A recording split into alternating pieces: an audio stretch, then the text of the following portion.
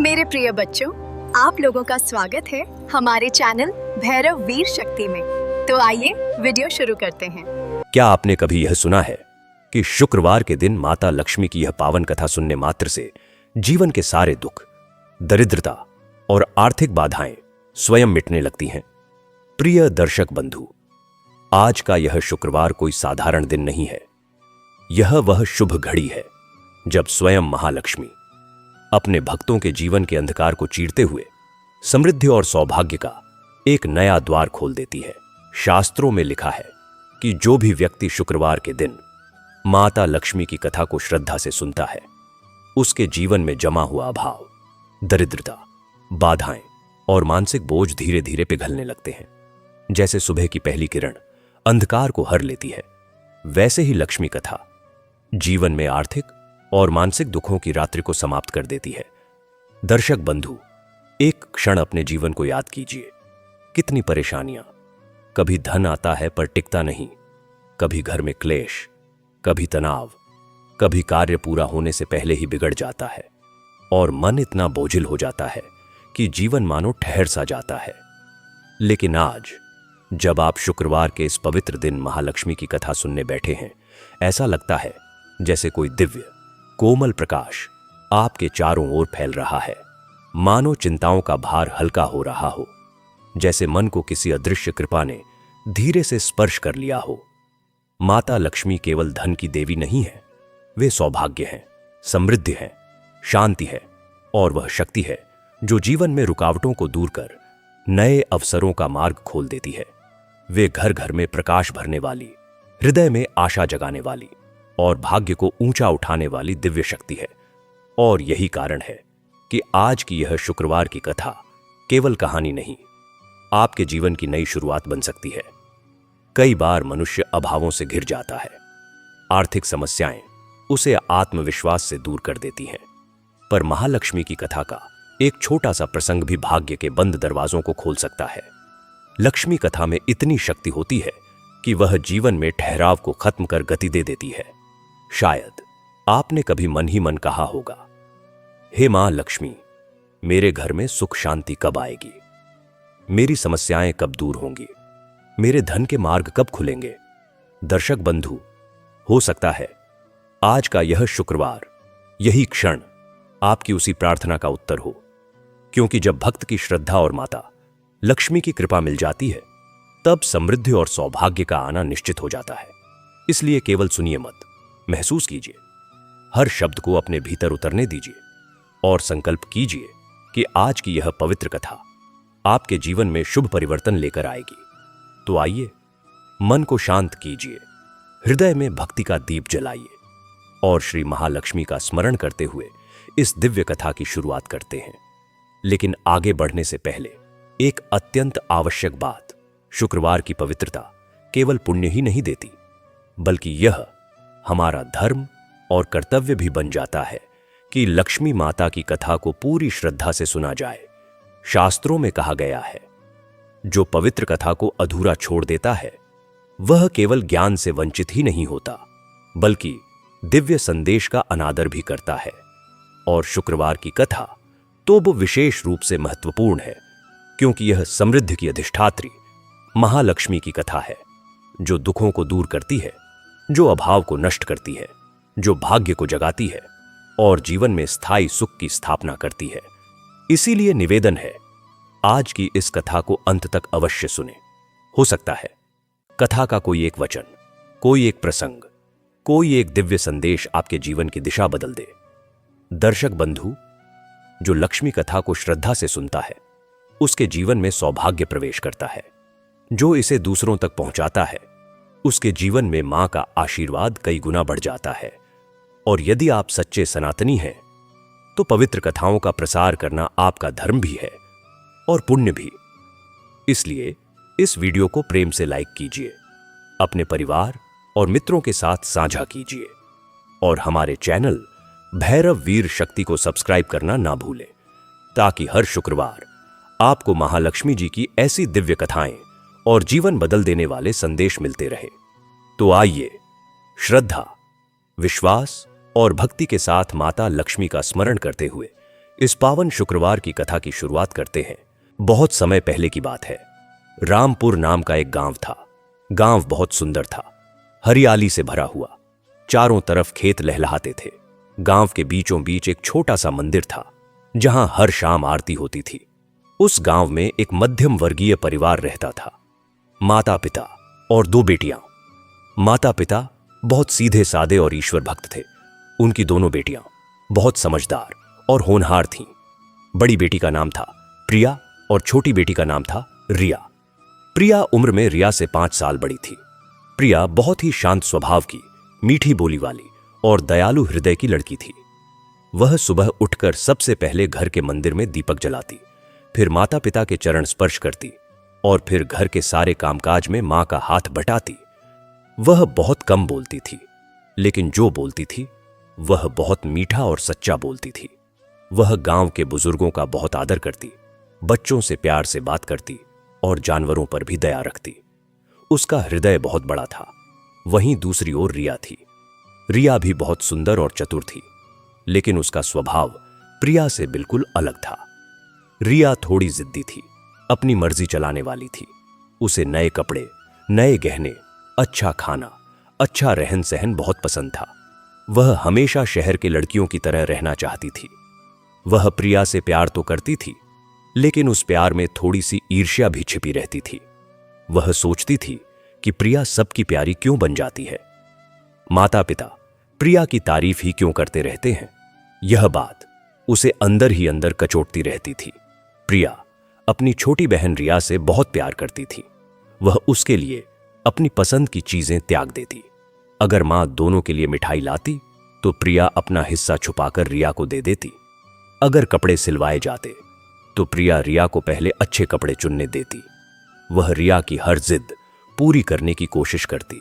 रिया को कभी कुछ कम न पड़े, इसका वह हमेशा ध्यान रखती। लेकिन रिया इस प्यार की कद्र नहीं करती थी। वह इसे प्रिया की कमजोरी समझती थी। वह सोचती थी कि प्रिया ऐसा इसलिए करती है ताकि लोग उसे अच्छा कहें। समय बीतता गया। दोनों बहनें बड़ी होने लगीं। जब प्रिया 18 साल की हुई और रिया 13 साल की, तो माता पिता ने दोनों के विवाह की चिंता करनी शुरू कर दी। गांव में रिश्ते आने लगे। प्रिया के लिए तो बहुत से अच्छे रिश्ते आए, क्योंकि उसकी प्रसिद्धि एक आदर्श लड़की के रूप में थी। लेकिन माता पिता कोई जल्दबाजी नहीं करते थे। वे चाहते थे कि उनकी बेटियों को अच्छे घर मिले। एक दिन की बात है, गांव में एक विवाह का निमंत्रण आया। प्रिया और रिया दोनों अपनी मां के साथ शादी में गईं। वहां रिया की नजर एक लड़की पर पड़ी जो शहर से आई थी। उसने बहुत ही महंगे और चमकदार कपड़े पहने थे, गहने पहने थे और उसके पास एक छोटा सा बैग था जिसे आजकल पर्स कहते हैं। रिया उस लड़की को देखकर मोहित हो गई। वह उसके पास गई और बात करने लगी। लड़की ने शहर के ऐशो आराम के बारे में बताया। बड़ी बड़ी इमारतें, गाड़ियां, शॉपिंग मॉल, सिनेमा, रेस्तरां। रिया का मन उड़ने लगा। उसने सोचा, काश मेरी शादी भी किसी अमीर घर में होती। मैं भी ऐसे ही कपड़े पहनती, ऐसे ही घूमती। शादी से घर लौटते हुए रिया चुप थी। मां ने पूछा, क्या हुआ बेटा, चुप क्यों हो? रिया ने कहा, मां, मैं शहर जाना चाहती हूं। मैं वैसा जीवन जीना चाहती हूं। मां ने समझाया, बेटा, शहर का जीवन दिखता तो सुंदर है, लेकिन उसमें सुख कम और दिखावा ज्यादा होता है। हमारा सादा जीवन ही अच्छा है। लेकिन रिया के मन की चाहत ने उसकी एक न सुनी। कुछ साल और बीत गए। प्रिया 22 साल की हो गई और रिया 17 साल की। अब माता पिता ने तय किया कि अब विवाह कर देना चाहिए। उन्होंने रिश्ते ढूंढने शुरू किए। प्रिया के लिए एक रिश्ता आया, एक शिक्षक का। लड़का बहुत अच्छा था, पढ़ा लिखा था, लेकिन घर की स्थिति बहुत साधारण थी। वह गांव के स्कूल में पढ़ाता था और उसकी आमदनी बहुत ज्यादा नहीं थी। माता पिता ने प्रिया से पूछा। प्रिया ने कहा, माता पिता, आप जो ठीक समझे। अगर लड़का अच्छे संस्कार का है और आपको पसंद है तो मुझे कोई आपत्ति नहीं है। मैं सुख दुख में उसका साथ निभाऊंगी। प्रिया की इस सहमति से माता पिता बहुत खुश हुए। उन्होंने लड़के वालों से बातचीत की और रिश्ता पक्का कर दिया। अब रिया के लिए रिश्ते ढूंढे जाने लगे। रिया ने अपनी शर्त रख दी, मेरी शादी किसी अमीर घर में होनी चाहिए। लड़का शहर में रहता हो, उसके पास अपनी गाड़ी हो, बड़ा घर हो। माता पिता ने समझाया कि धन सब कुछ नहीं होता, चरित्र भी देखो। लेकिन रिया टस से मस नहीं हुई। कुछ दिनों बाद रिया के लिए भी एक रिश्ता आया। लड़का शहर में रहता था, उसके पास अपना छोटा सा कारोबार था, गाड़ी थी, अच्छा घर था। माता पिता ने जांच पड़ताल की तो पता चला कि लड़का थोड़ा घमंडी है और उसके परिवार में बहुत ज्यादा दिखावा है। लेकिन रिया के जिद करने पर उन्होंने हामी भर दी। उन्होंने सोचा शादी के बाद सब ठीक हो जाएगा। दोनों बहनों की शादी का दिन तय हुआ। प्रिया की शादी पहले हुई और रिया की शादी 1 महीने बाद। प्रिया की शादी बहुत सादगी से हुई। बहुत कम लोग आए, सादा भोजन हुआ, सादे कपड़े पहने गए। लेकिन प्रिया के चेहरे पर एक अलग ही चमक थी। वह खुश थी। उसे पता था कि उसने एक अच्छे इंसान का साथ चुना है। वहीं रिया की शादी में बहुत धूमधाम थी। बैंड बाजा था, महंगे कपड़े थे, महंगा भोजन था, सैकड़ों लोग आए थे। रिया बहुत खुश दिख रही थी, लेकिन उसकी आंखों में एक चमक नहीं थी। वह सिर्फ दिखावे में खुश थी, अंदर से नहीं। शादी के बाद दोनों बहनें अपने अपने घर चली गईं। प्रिया का घर गांव में ही था, एक छोटा सा घर, 2 कमरे, एक छोटा सा आंगन। उसका पति विनय बहुत अच्छा इंसान था। वह प्रिया का बहुत ध्यान रखता, उससे प्यार से बात करता। दोनों मिलकर घर चलाते। विनय स्कूल से आता, प्रिया घर का काम करती। शाम को दोनों बैठकर बातें करते, भविष्य के सपने देखते। पैसे कम थे, लेकिन प्यार बहुत था। प्रिया हर रोज सुबह उठकर घर के छोटे से मंदिर में दीपक जलाती, लक्ष्मी जी और नारायण की पूजा करती। वह मानती थी कि सुख दुख ईश्वर की इच्छा से ही आता है, इसलिए हमेशा प्रसन्न रहना चाहिए। रिया शहर चली गई। उसका घर बहुत बड़ा था, 3 मंजिला घर, बड़ी कार, नौकर चाकर। लेकिन घर का माहौल बहुत ठंडा था। रिया का पति राजेश दिन भर कारोबार में व्यस्त रहता और शाम को दोस्तों के साथ बैठकर शराब पीता। वह रिया से ज्यादा बात नहीं करता था। ससुराल वाले भी बहुत दिखावे में रहते थे। हर वक्त नए कपड़े, नए गहने, पार्टियां, सैर सपाटा। लेकिन घर में प्यार नहीं था, आपसी बातचीत नहीं थी। रिया के पास सब कुछ था, लेकिन वह खुश नहीं थी। वह अकेलापन महसूस करती। उसे प्रिया की याद आती, माँ बाप की याद आती। लेकिन घमंड में वह कभी फोन नहीं करती थी। समय बीतता गया, 2 साल बीत गए। प्रिया के घर में एक बेटी हुई। उसका नाम उन्होंने आशा रखा। आशा के आने से घर में खुशियां और बढ़ गईं, लेकिन साथ ही खर्चे भी बढ़ गए। विनय की तनख्वाह बहुत कम थी। कभी कभी महीने के अंत तक पैसे नहीं बचते थे। लेकिन प्रिया कभी शिकायत नहीं करती। वह मेहनत से घर चलाती, छोटे मोटे सिलाई के काम लेकर कुछ पैसे कमा लेती। वह हर शाम लक्ष्मी जी के आगे दीपक जलाती और कहती, माता, आप जो देना चाहो वही स्वीकार है। बस हम सबको स्वस्थ रखना और हमारा प्यार बनाए रखना। वहीं दूसरी ओर रिया के घर में कोई संतान नहीं हुई। इस बात को लेकर उसके ससुराल वाले उसे ताने देते थे। राजेश भी उससे दूरी बनाने लगा। रिया और अकेली और दुखी हो गई। वह पैसे खर्च करके डॉक्टरों के पास जाती, दवाइयां लेती, लेकिन कोई फायदा नहीं होता। उसका दिमाग हमेशा तनाव में रहता। फिर एक दिन प्रिया के घर पर एक बड़ी मुसीबत आई। विनय के स्कूल में कटौती हुई और उनकी नौकरी चली गई। अचानक आय का स्रोत बंद हो गया। घर में राशन खत्म होने लगा। बच्ची दूध मांगती और दूध खरीदने के पैसे नहीं थे। प्रिया ने अपने गहने बेच दिए, लेकिन वो भी कुछ दिनों में खत्म हो गए। विनय रोज काम ढूंढने निकलता, लेकिन कहीं काम नहीं मिलता। गांव में रोजगार के अवसर बहुत कम थे। प्रिया ने सोचा कि क्यों न वह अपनी छोटी बहन रिया से मदद मांगे। आखिर वह तो अमीर है, वह कुछ पैसे दे देगी तो इस संकट से उबर सकते हैं। प्रिया ने रिया को फोन किया। फोन पर रिया की आवाज बहुत ठंडी थी। प्रिया ने अपनी परेशानी बताई और कहा, रिया, तुम थोड़े से पैसे भेज दो, हम इस मुसीबत से उबर जाएंगे। जब विनय को काम मिल जाएगा तो हम तुम्हें लौटा देंगे। रिया ने फोन पर ही उल्टा सीधा सुनाना शुरू कर दिया। वह बोली, दीदी, तुम्हें पहले ही पता था कि विनय जी की नौकरी छोटी है, फिर भी तुमने उनसे शादी कर ली। अब मुसीबत आई है तो मेरे पास भाग रही हो। मेरे पास भी अपने खर्चे हैं, मैं तुम्हें पैसे नहीं भेज सकती। तुम्हें अपनी गरीबी के साथ जीना सीखना चाहिए। मैं तो शहर में अपनी सोसाइटी में रहती हूं। मेरी इज्जत का क्या होगा अगर लोगों को पता चला कि मेरी बहन मुझसे पैसे मांग रही है। प्रिया का दिल टूट गया। उसकी आंखों से आंसू बह निकले। उसने कहा, रिया, मैंने तुमसे कभी कुछ नहीं मांगा। यह पहली बार है जब मैं मदद मांग रही हूं। तुम मेरी बहन हो। लेकिन रिया ने फोन काट दिया। प्रिया ने फोन रखा और मंदिर की ओर देखने लगी। उसकी आंखों में आंसू थे, लेकिन होठों पर एक मुस्कान थी। उसने लक्ष्मी जी से कहा, माता, मेरी बहन गलत नहीं है। उसे जीवन का सही मतलब नहीं पता। आप उसे सही रास्ता दिखाइए और हमारी मदद करिए। हम इस संकट से उबर जाएं। उस रात प्रिया ने बहुत ही भावपूर्ण मन से लक्ष्मी जी की आरती की। उसने एक दीपक जलाया और पूरी रात भजन गाती रही। उसने लक्ष्मी माता से कुछ नहीं मांगा, बस उनकी कृपा बनाए रखने की प्रार्थना की। अगले दिन एक चमत्कार हुआ। गांव के पोस्टमैन ने प्रिया के घर एक पत्र दिया। पत्र में लिखा था कि प्रिया के नाम से शहर के एक बैंक में एक खाता खुला है और उसमें 50,000 रुपए जमा है। प्रिया और विनय हैरान रह गए। उन्हें समझ नहीं आया कि यह पैसा किसने भेजा है। पत्र में कोई नाम नहीं था। प्रिया ने सोचा, शायद कोई भला इंसान है जिसने हमारी मदद की है। उन्होंने उस पैसे से कुछ जरूरी सामान खरीदा और विनय ने एक छोटी सी दुकान खोलने का फैसला किया। उन्होंने गांव के मुख्य चौराहे पर एक छोटी सी किराने की दुकान खोली। प्रिया भी उसमें हाथ बटाने लगी। धीरे धीरे दुकान चल निकली। गांव के लोग प्रिया की ईमानदारी और मीठी बोली के कारण उसकी दुकान से सामान खरीदने लगे। कुछ ही महीनों में दुकान अच्छा मुनाफा देने लगी। प्रिया ने लक्ष्मी माता की कृपा मानी और हर शुक्रवार को व्रत रखना शुरू कर दिया। वह माता को मीठे चावल का भोग लगाती और गरीबों में प्रसाद बांटती। लेकिन यह तो सिर्फ शुरुआत थी। एक दिन प्रिया को फिर से एक पत्र मिला। इस बार पत्र में लिखा था कि प्रिया के नाम से शहर में एक छोटा सा घर खरीदा गया है और उसके कागजात उसे भेजे जा रहे हैं। प्रिया और विनय की आंखें खुली की खुली रह गईं। कौन था जो इतनी बड़ी मदद कर रहा था?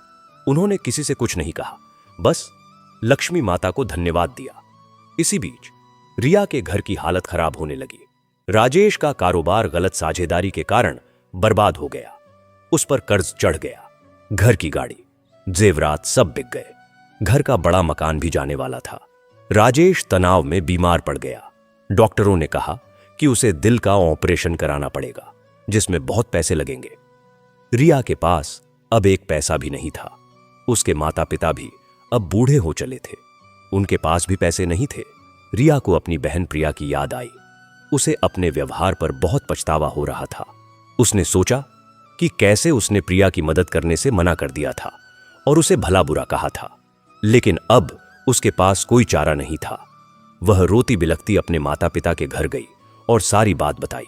माता पिता ने कहा, बेटी, तुमने बहुत बड़ी गलती की। प्रिया तो तुम्हारी बहन है। वह कभी तुम्हारा बुरा नहीं चाहेगी। तुम उसके पास जाओ और माफी मांगो। रिया ने हिम्मत जुटाई और प्रिया के घर जाने का फैसला किया। वह बस से गांव पहुंची। जब वह प्रिया के पुराने घर गई तो पता चला कि प्रिया वहां नहीं रहती। पड़ोसियों ने बताया कि प्रिया अब नए घर में रहती है, जो गांव के बाहर है। रिया को आश्चर्य हुआ। वह नए घर की तलाश में निकली। गांव के बाहर एक सुंदर सा छोटा घर था, जिसके बाहर श्री लक्ष्मी निवास लिखा था। रिया ने दरवाजा खटखटाया। दरवाजा प्रिया ने खोला। प्रिया ने रिया को देखा तो उसकी आंखों में चमक आ गई। वह बोली, रिया, तुम आई हो। कितने दिन बाद दिखाई दी। आओ, अंदर आओ। प्रिया ने रिया को गले लगा लिया।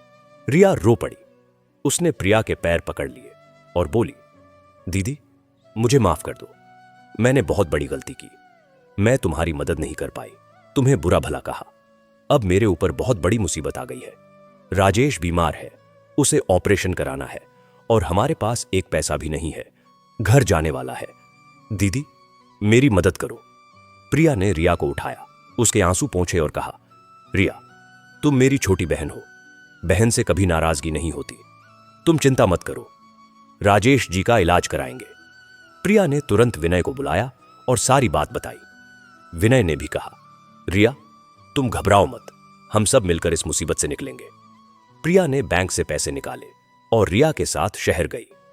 राजेश का ऑपरेशन हुआ, जो सफल रहा। प्रिया ने रिया के घर का कर्ज चुकाने में भी मदद की। रिया हैरान थी कि प्रिया के पास इतने पैसे कहां से आए। एक दिन उसने पूछ ही लिया, दीदी, तुम्हारे पास इतने पैसे कहां से आए?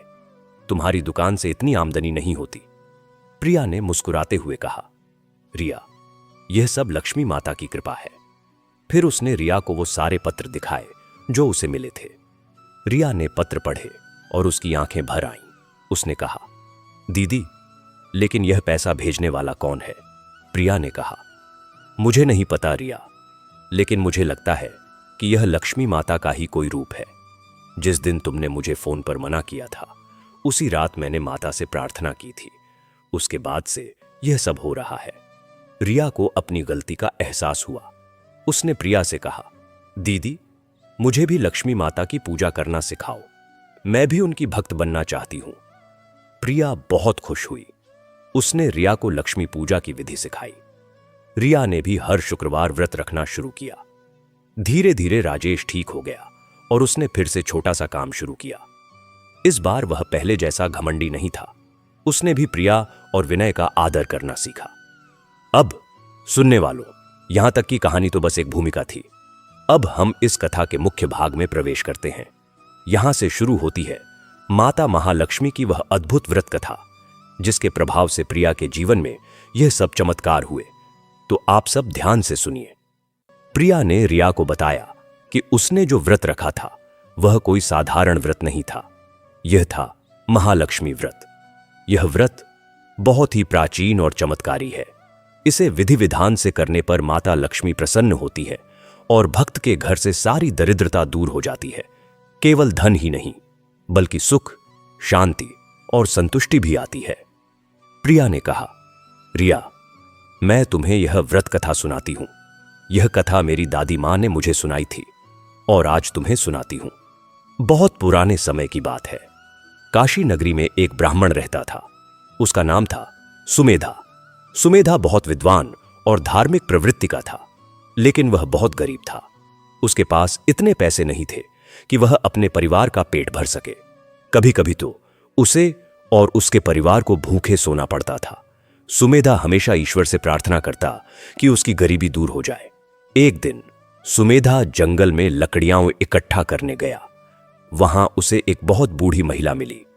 महिला बहुत कमजोर लग रही थी और प्यास से तड़प रही थी। सुमेधा ने तुरंत अपना पानी का घड़ा उसे दिया और कहा, माता, पानी पीजिए। बूढ़ी महिला ने पानी पिया और कहा, बेटा, तू बहुत अच्छा है। तेरी गरीबी देखकर मेरा दिल दुखता है। मैं तुझे एक व्रत बताती हूं। अगर तू इसे विधि विधान से करेगा तो तेरी सारी मनोकामनाएं पूरी होंगी। सुमेधा ने कहा, माता, आप जो आज्ञा दें। बूढ़ी महिला ने कहा, यह है महालक्ष्मी व्रत। तू हर शुक्रवार को व्रत रखना। सुबह स्नान करके स्वच्छ वस्त्र पहनना, फिर एक चौकी पर लाल कपड़ा बिछाना। उस पर माता लक्ष्मी की मूर्तियां चित्र स्थापित करना। फिर उन्हें फूल, अक्षत, रोली, धूप, दीप से पूजना। एक कलश में जल भरकर उसमें सुपारी, सिक्का, फूल डालकर रखना। फिर माता लक्ष्मी की कथा सुननी है। कथा सुनने के बाद आरती करनी है और प्रसाद वितरित करना है। व्रत के दिन केवल एक समय फलाहार करना है। यह व्रत लगातार 21 शुक्रवार तक करना है। 21वें शुक्रवार को किसी कुंवारी कन्या को भोजन कराकर उसे दक्षिणा देनी है। तेरी सारी मनोकामनाएं पूरी होंगी। सुमेधा ने पूछा, माता, लेकिन मेरे पास तो पूजा की सामग्री खरीदने के पैसे भी नहीं हैं। बूढ़ी महिला मुस्कुराई और बोली, बेटा, श्रद्धा से जो भी हो सके वही चढ़ाना। माता लक्ष्मी भाव से प्रसन्न होती हैं, दिखावे से नहीं। इतना कहकर वह बूढ़ी महिला अचानक गायब हो गई। सुमेधा समझ गया कि यह कोई देवी थी। उसने नतमस्तक होकर प्रणाम किया।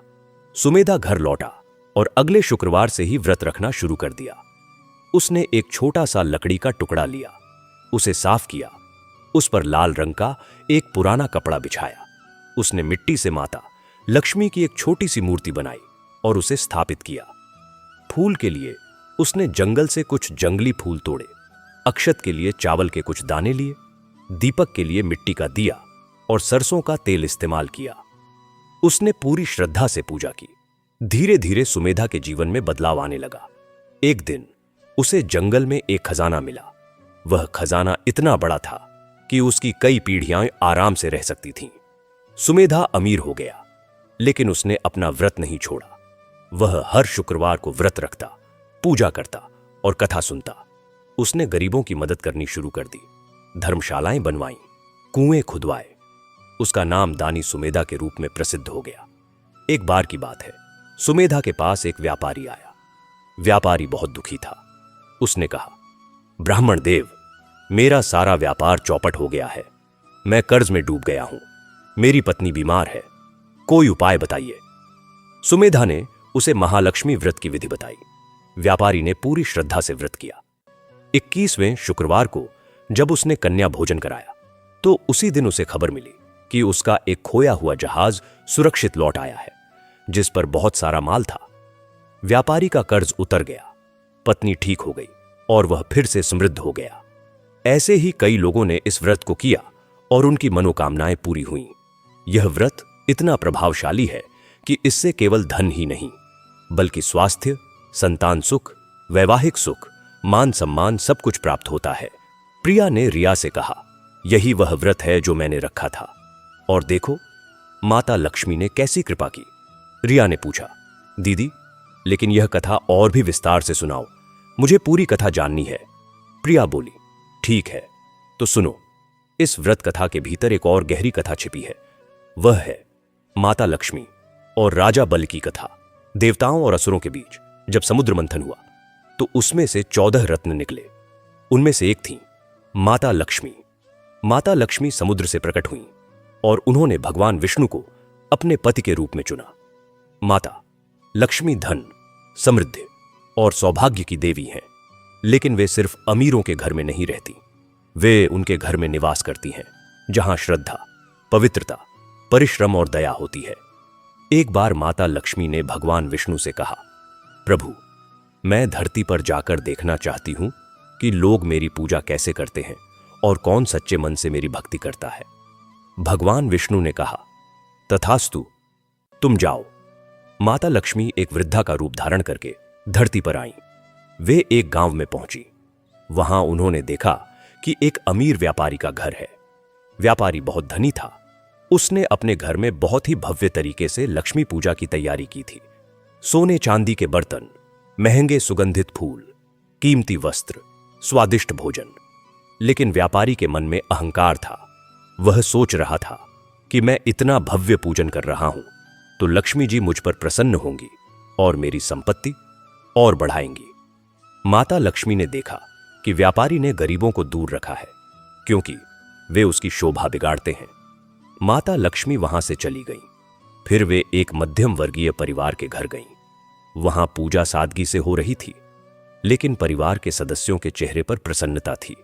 वे मिलजुल कर पूजा कर रहे थे, गरीबों को प्रसाद बांट रहे थे।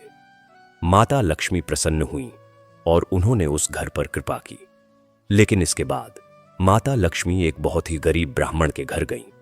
ब्राह्मण के पास पूजा के लिए कुछ भी नहीं था। उसने सिर्फ एक मिट्टी का दिया जलाया था और पानी का एक लोटा चढ़ाया था। वह आंसू भरी आंखों से बोल रहा था, माता, मेरे पास आपको चढ़ाने के लिए कुछ नहीं है, लेकिन मेरा हृदय श्रद्धा से भरा है। आपकी कृपा से मेरे घर में सुख शांति बनी रहे, मेरा परिवार स्वस्थ रहे। माता लक्ष्मी बहुत प्रसन्न हुई। उन्होंने उस गरीब ब्राह्मण के घर में प्रवेश किया और कहा, तुम्हारी श्रद्धा ने मुझे बांध लिया है। तुम्हारा घर अब मेरा घर है। और कुछ ही समय में उस ब्राह्मण के जीवन में समृद्धि आ गई। प्रिया ने रिया से कहा, देखा रिया, माता लक्ष्मी भाव के भूखे हैं, भंडार के नहीं। तुमने मुझे देखा, मेरे पास कुछ नहीं था, लेकिन मेरा हृदय श्रद्धा से भरा था, इसलिए माता ने मेरी पुकार सुनी। रिया रोने लगी। उसने कहा, दीदी, मैंने तो सिर्फ दिखावा किया। मैंने महंगे कपड़े पहने, महंगे गहने पहने, महंगे भोजन बनाए, लेकिन मेरे मन में श्रद्धा नहीं थी।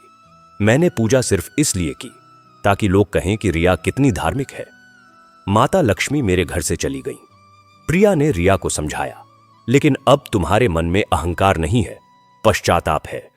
माता लक्ष्मी दयालु हैं, वे तुम्हें माफ कर देंगी। तुम भी अब सच्चे मन से उनकी पूजा करो। रिया ने ऐसा ही किया। उसने और राजेश ने मिलकर महालक्ष्मी व्रत किया। धीरे धीरे उनकी स्थिति सुधरने लगी। राजेश ने एक छोटा सा व्यवसाय शुरू किया जो अच्छा चल निकला। रिया ने गरीबों की मदद करनी शुरू कर दी। अब उसके घर में भी सुख शांति आ गई। कुछ साल बीत गए।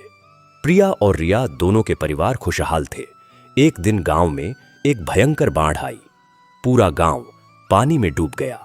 लोगों के घर बह गए, फसलें बर्बाद हो गईं। प्रिया और रिया दोनों ने मिलकर राहत कार्य शुरू किया। उन्होंने अपने घरों को शरणार्थी शिविर बना दिया, लोगों के लिए भोजन का इंतजाम किया, कपड़े बांटे। उनकी इस सेवा से सब प्रभावित हुए।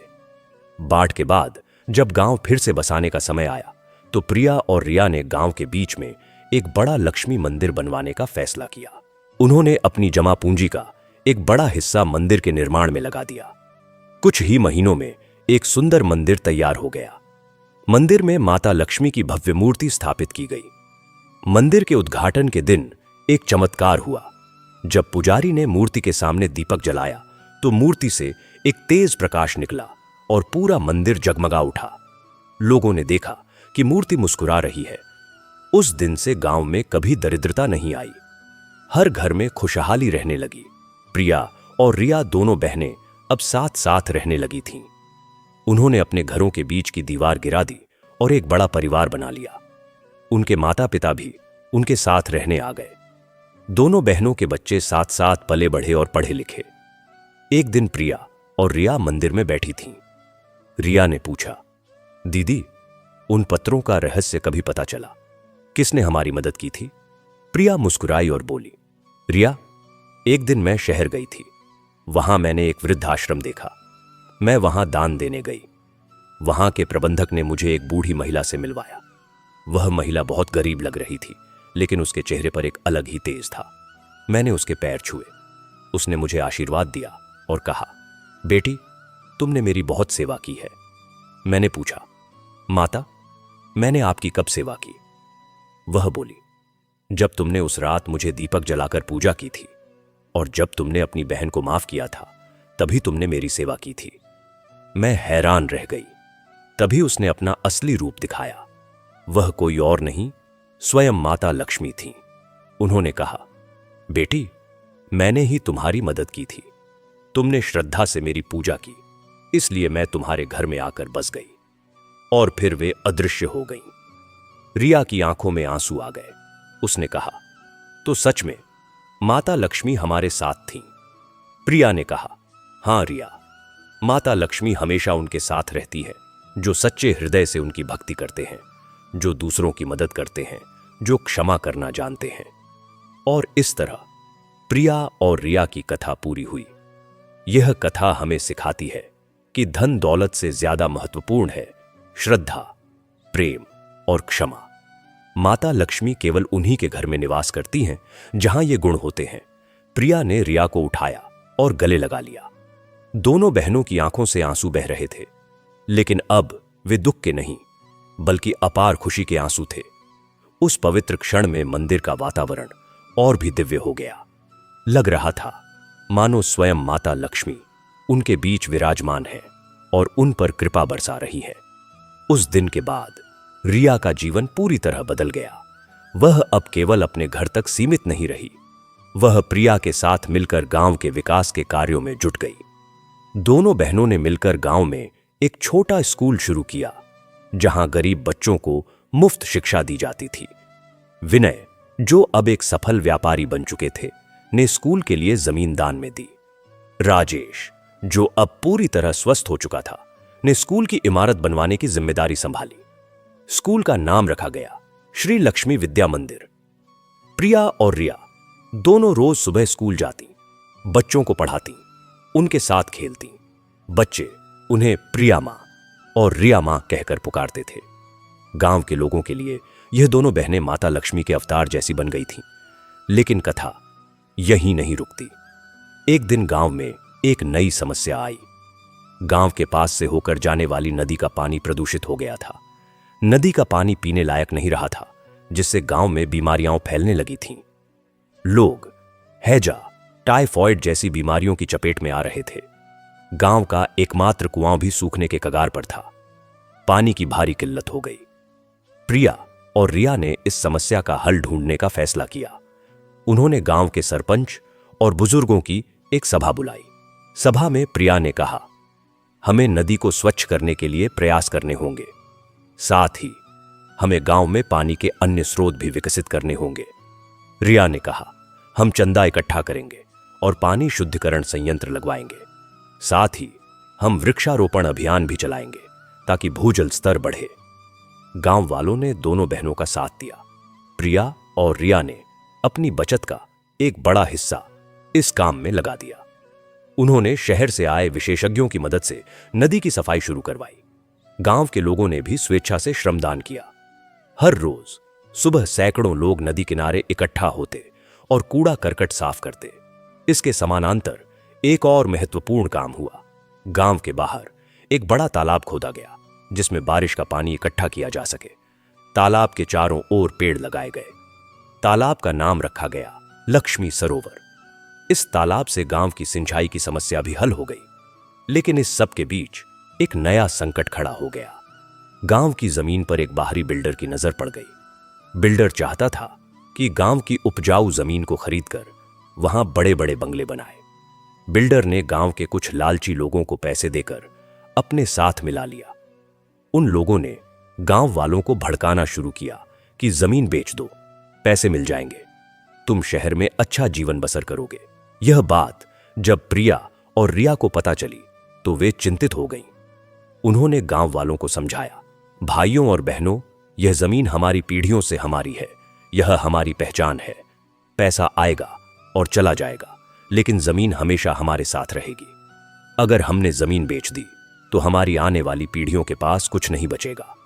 हमें अपनी विरासत को बचाना होगा। लेकिन कुछ लोग लालच में आ चुके थे। उन्होंने प्रिया और रिया का विरोध करना शुरू कर दिया। एक दिन तो स्थिति इतनी बिगड़ गई कि बिल्डर के गुंडों ने गांव में तोड़फोड़ शुरू कर दी। उन्होंने स्कूल की खिड़कियां तोड़ दी, नवनिर्मित तालाब को नुकसान पहुंचाने की कोशिश की। प्रिया और रिया घबराई नहीं। उन्होंने जिला अधिकारियों को पत्र लिखे, पुलिस में शिकायत दर्ज कराई। साथ ही उन्होंने गांव के युवाओं को संगठित किया और रात रात पहरा देने की व्यवस्था की। प्रिया ने कहा, हम हिंसा का जवाब हिंसा से नहीं देंगे, हम शांति और कानून के रास्ते पर चलेंगे। इस संकट के दौरान प्रिया की आस्था और दृढ़ हुई। वह हर रोज मंदिर में घंटों बैठकर माता लक्ष्मी से प्रार्थना करती। एक रात जब प्रिया मंदिर में अकेली प्रार्थना कर रही थी तो उसे एक दिव्य अनुभव हुआ। माता लक्ष्मी की मूर्ति से एक तेजस्वी प्रकाश निकला और पूरा मंदिर प्रकाशमय हो गया। प्रिया ने देखा कि माता लक्ष्मी मूर्ति से अवतरित हो रही हैं। उनके हाथ में कमल था और वे मुस्कुरा रही थीं। माता बोली, प्रिया, तुमने अब तक जो किया है उससे मैं अत्यंत प्रसन्न हूं। तुमने न केवल अपना जीवन सुधारा बल्कि दूसरों का जीवन भी सुधारा। तुमने गांव को बचाने के लिए जो संघर्ष किया है वह प्रशंसनीय है। चिंता मत करो, मैं तुम्हारे साथ हूं। जल्द ही तुम्हारी समस्या का समाधान होगा। लेकिन याद रखो, संघर्ष के बिना सफलता का मूल्य नहीं होता। इतना कहकर माता अंतर्ध्यान हो गई। प्रिया की आंखों में आंसू थे, लेकिन उनमें एक नई ऊर्जा भर गई थी। अगले दिन उसने यह अनुभव रिया और दूसरों को बताया। सबके चेहरे पर विश्वास और उत्साह की लहर दौड़ गई। कुछ दिनों बाद जिला कलेक्टर स्वयं गांव के निरीक्षण के लिए आए। प्रिया और रिया ने उन्हें पूरी स्थिति से अवगत कराया।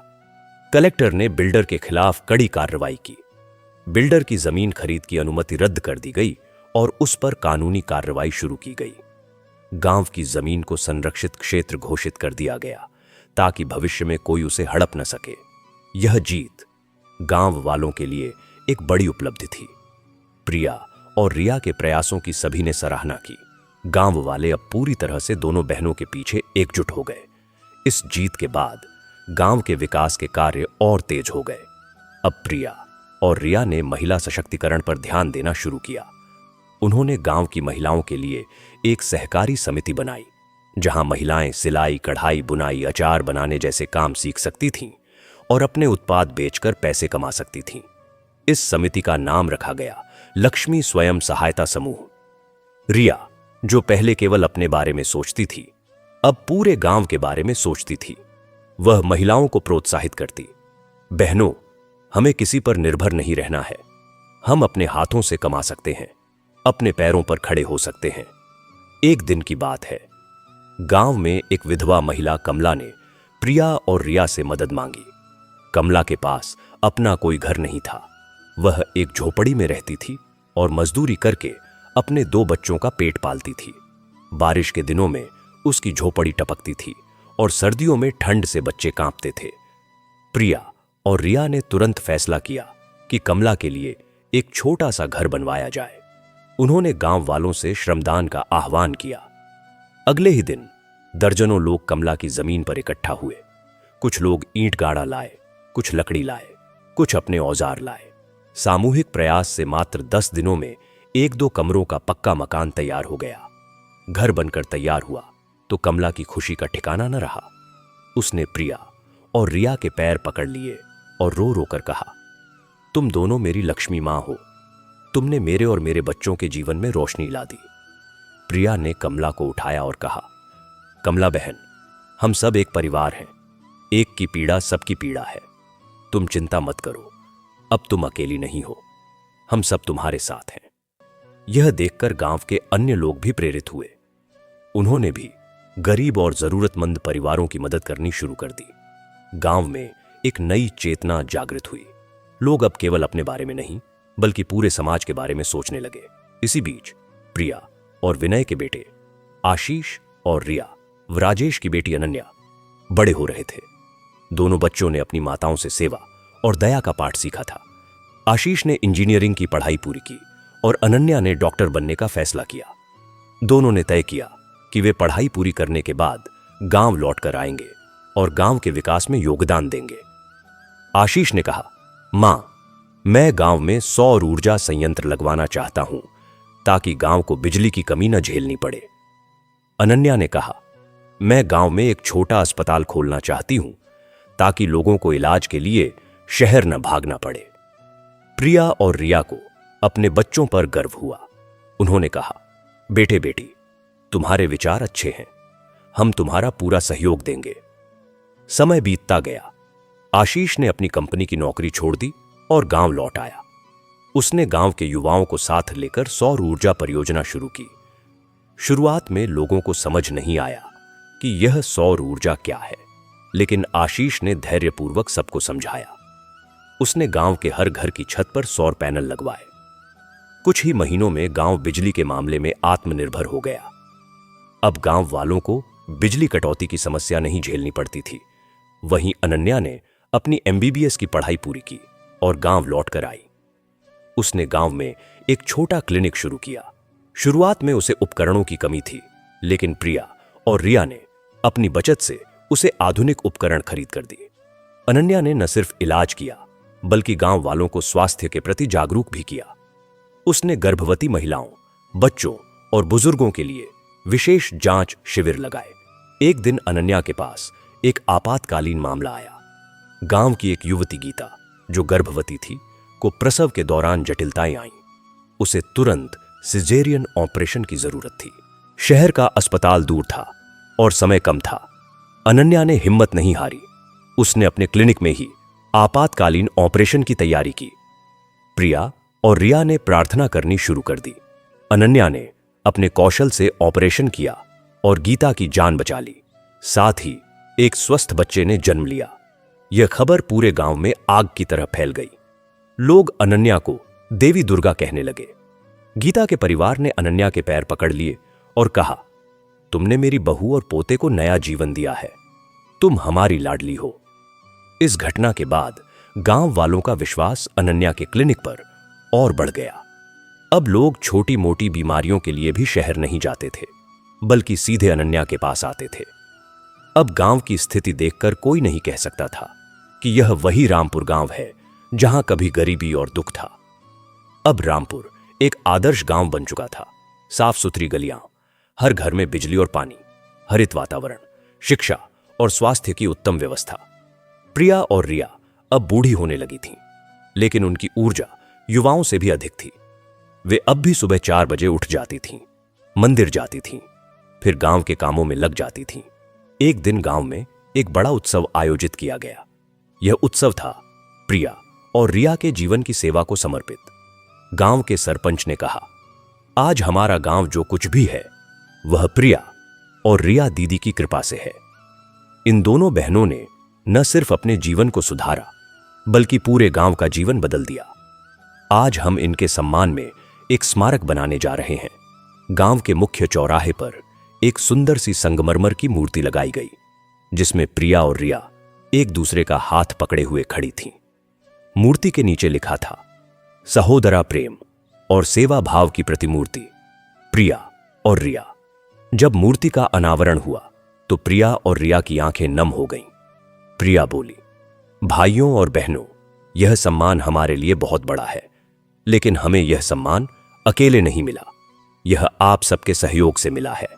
हम सब ने मिलकर इस गांव को स्वर्ग बनाया है।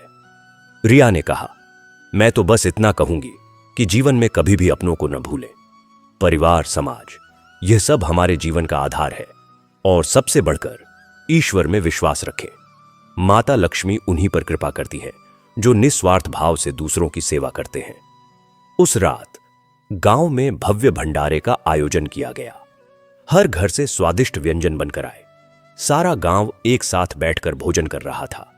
यह दृश्य इतना मार्मिक था कि देखने वालों की आंखें भर आती थीं।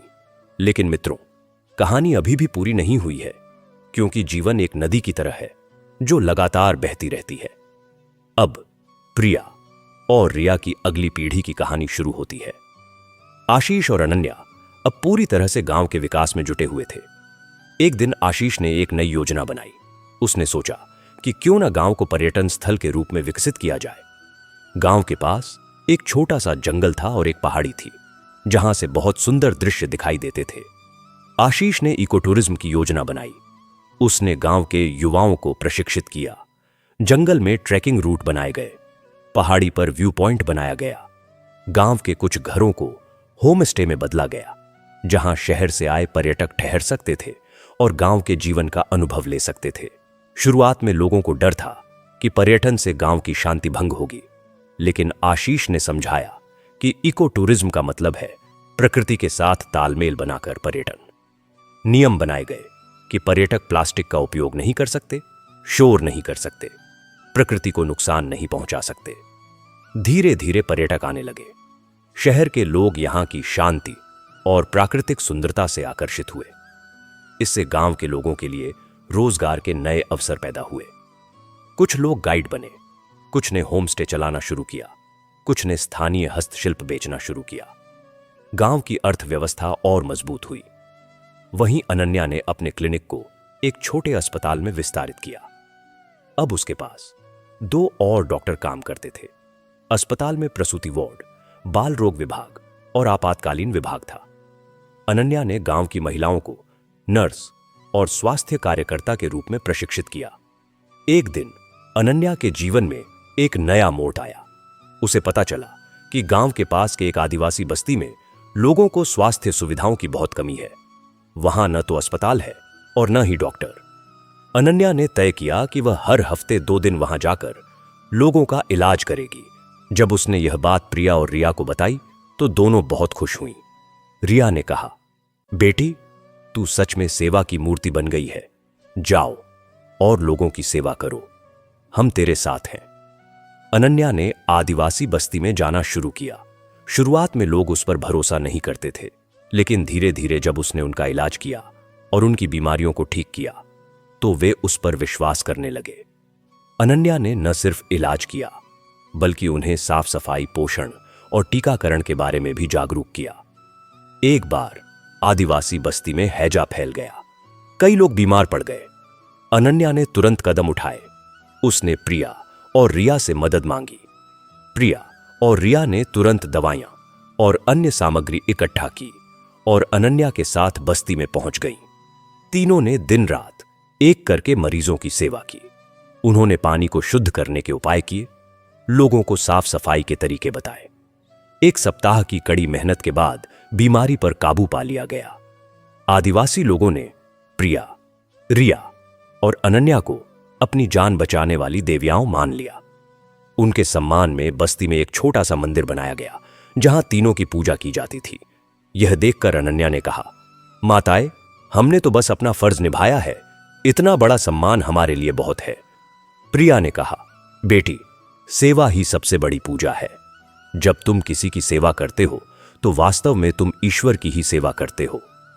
अब गांव की प्रगति की चर्चा दूर दूर तक फैलने लगी। एक दिन राज्य के मुख्यमंत्री ने रामपुर गांव के विकास मॉडल का अध्ययन करने के लिए एक टीम भेजी। टीम ने गांव का दौरा किया और वहां के विकास कार्यों से बहुत प्रभावित हुई। उन्होंने प्रिया, रिया, आशीष और अनन्या के साथ लंबी बातचीत की। टीम ने अपनी रिपोर्ट में लिखा, रामपुर गांव एक आदर्श गांव है जहां सामुदायिक भागीदारी, महिला सशक्तिकरण, शिक्षा, स्वास्थ्य और पर्यावरण संरक्षण का अनूठा मिश्रण देखने को मिलता है। यह मॉडल पूरे राज्य के लिए प्रेरणादायक है। इस रिपोर्ट के बाद मुख्यमंत्री स्वयं रामपुर गांव आए। उन्होंने गांव के हर विकास कार्य का अवलोकन किया। स्कूल, अस्पताल, सौर ऊर्जा संयंत्र, इको टूरिज्म प्रोजेक्ट, सब देखा। मुख्यमंत्री बहुत प्रभावित हुए। एक सार्वजनिक सभा में मुख्यमंत्री ने कहा, आज मैं रामपुर गांव में आकर बहुत गर्व महसूस कर रहा हूं। यह गांव दिखाता है कि अगर समुदाय एकजुट होकर काम करे तो क्या कुछ नहीं हासिल किया जा सकता। प्रिया जी और रिया जी ने जो मिसाल कायम की है वह पूरे राज्य के लिए एक मॉडल है। हम राज्य के 100 गांवों को रामपुर मॉडल पर विकसित करेंगे। मुख्यमंत्री ने प्रिया और रिया को राज्य निर्माता सम्मान से सम्मानित किया। यह सम्मान पाने वाली वे पहली महिलाएं थीं। इस सम्मान समारोह में हजारों लोग उपस्थित थे। जब प्रिया और रिया को सम्मान मिला तो पूरा स्टेडियम तालियों की गड़गड़ाहट से गूंज उठा। प्रिया ने अपने संबोधन में कहा, यह सम्मान हमारे पूरे गांव को है। हम अकेले कुछ नहीं कर सकते थे। यह सब आप सबके सहयोग से हुआ है। हमें विश्वास है कि अगर हम सब मिलकर काम करें तो न केवल हमारा गांव बल्कि पूरा देश उन्नति के पथ पर अग्रसर हो सकता है। रिया ने कहा, हम 2 बहनें थीं जो एक दूसरे से दूर हो गई थीं, लेकिन प्रेम और सेवा ने हमें फिर से जोड़ दिया। आज हमारा संदेश है, प्रेम करो, सेवा करो और किसी की मदद करने से कभी मत चूको। सम्मान समारोह के बाद रामपुर गांव का नाम राष्ट्रीय स्तर पर प्रसिद्ध हो गया। दूर दूर से लोग यहां आने लगे ताकि इस आदर्श गांव को देख सकें और यहां से सीख ले सकें। प्रिया और रिया अब केवल एक गांव की बहनें नहीं रह गई थीं, बल्कि वे एक प्रेरणा बन गई थीं। लेकिन मित्रों, कथा यहीं नहीं रुकती। जीवन में सुख दुख का सिलसिला चलता रहता है। एक दिन प्रिया बीमार पड़ गई। डॉक्टरों ने जांच की तो पता चला कि उसे कैंसर है। यह खबर सुनकर पूरे गांव में शोक की लहर दौड़ गई। लोग प्रिया के स्वास्थ्य के लिए प्रार्थना करने लगे। रिया ने हिम्मत नहीं हारी।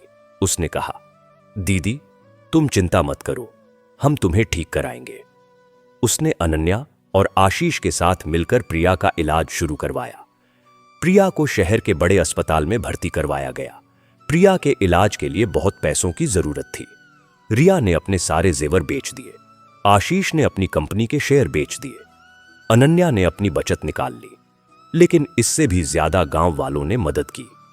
हर परिवार ने अपने सामर्थ्य के अनुसार पैसे दिए। किसी ने 10,000 दिए, किसी ने 5,000, किसी ने 2,000। कुछ गरीब परिवारों ने तो अपनी मुर्गियां, बकरियां तक बेचकर पैसे जुटाए। जब प्रिया को पता चला कि पूरा गांव उसके इलाज के लिए पैसे जुटा रहा है तो उसकी आंखों में आंसू आ गए।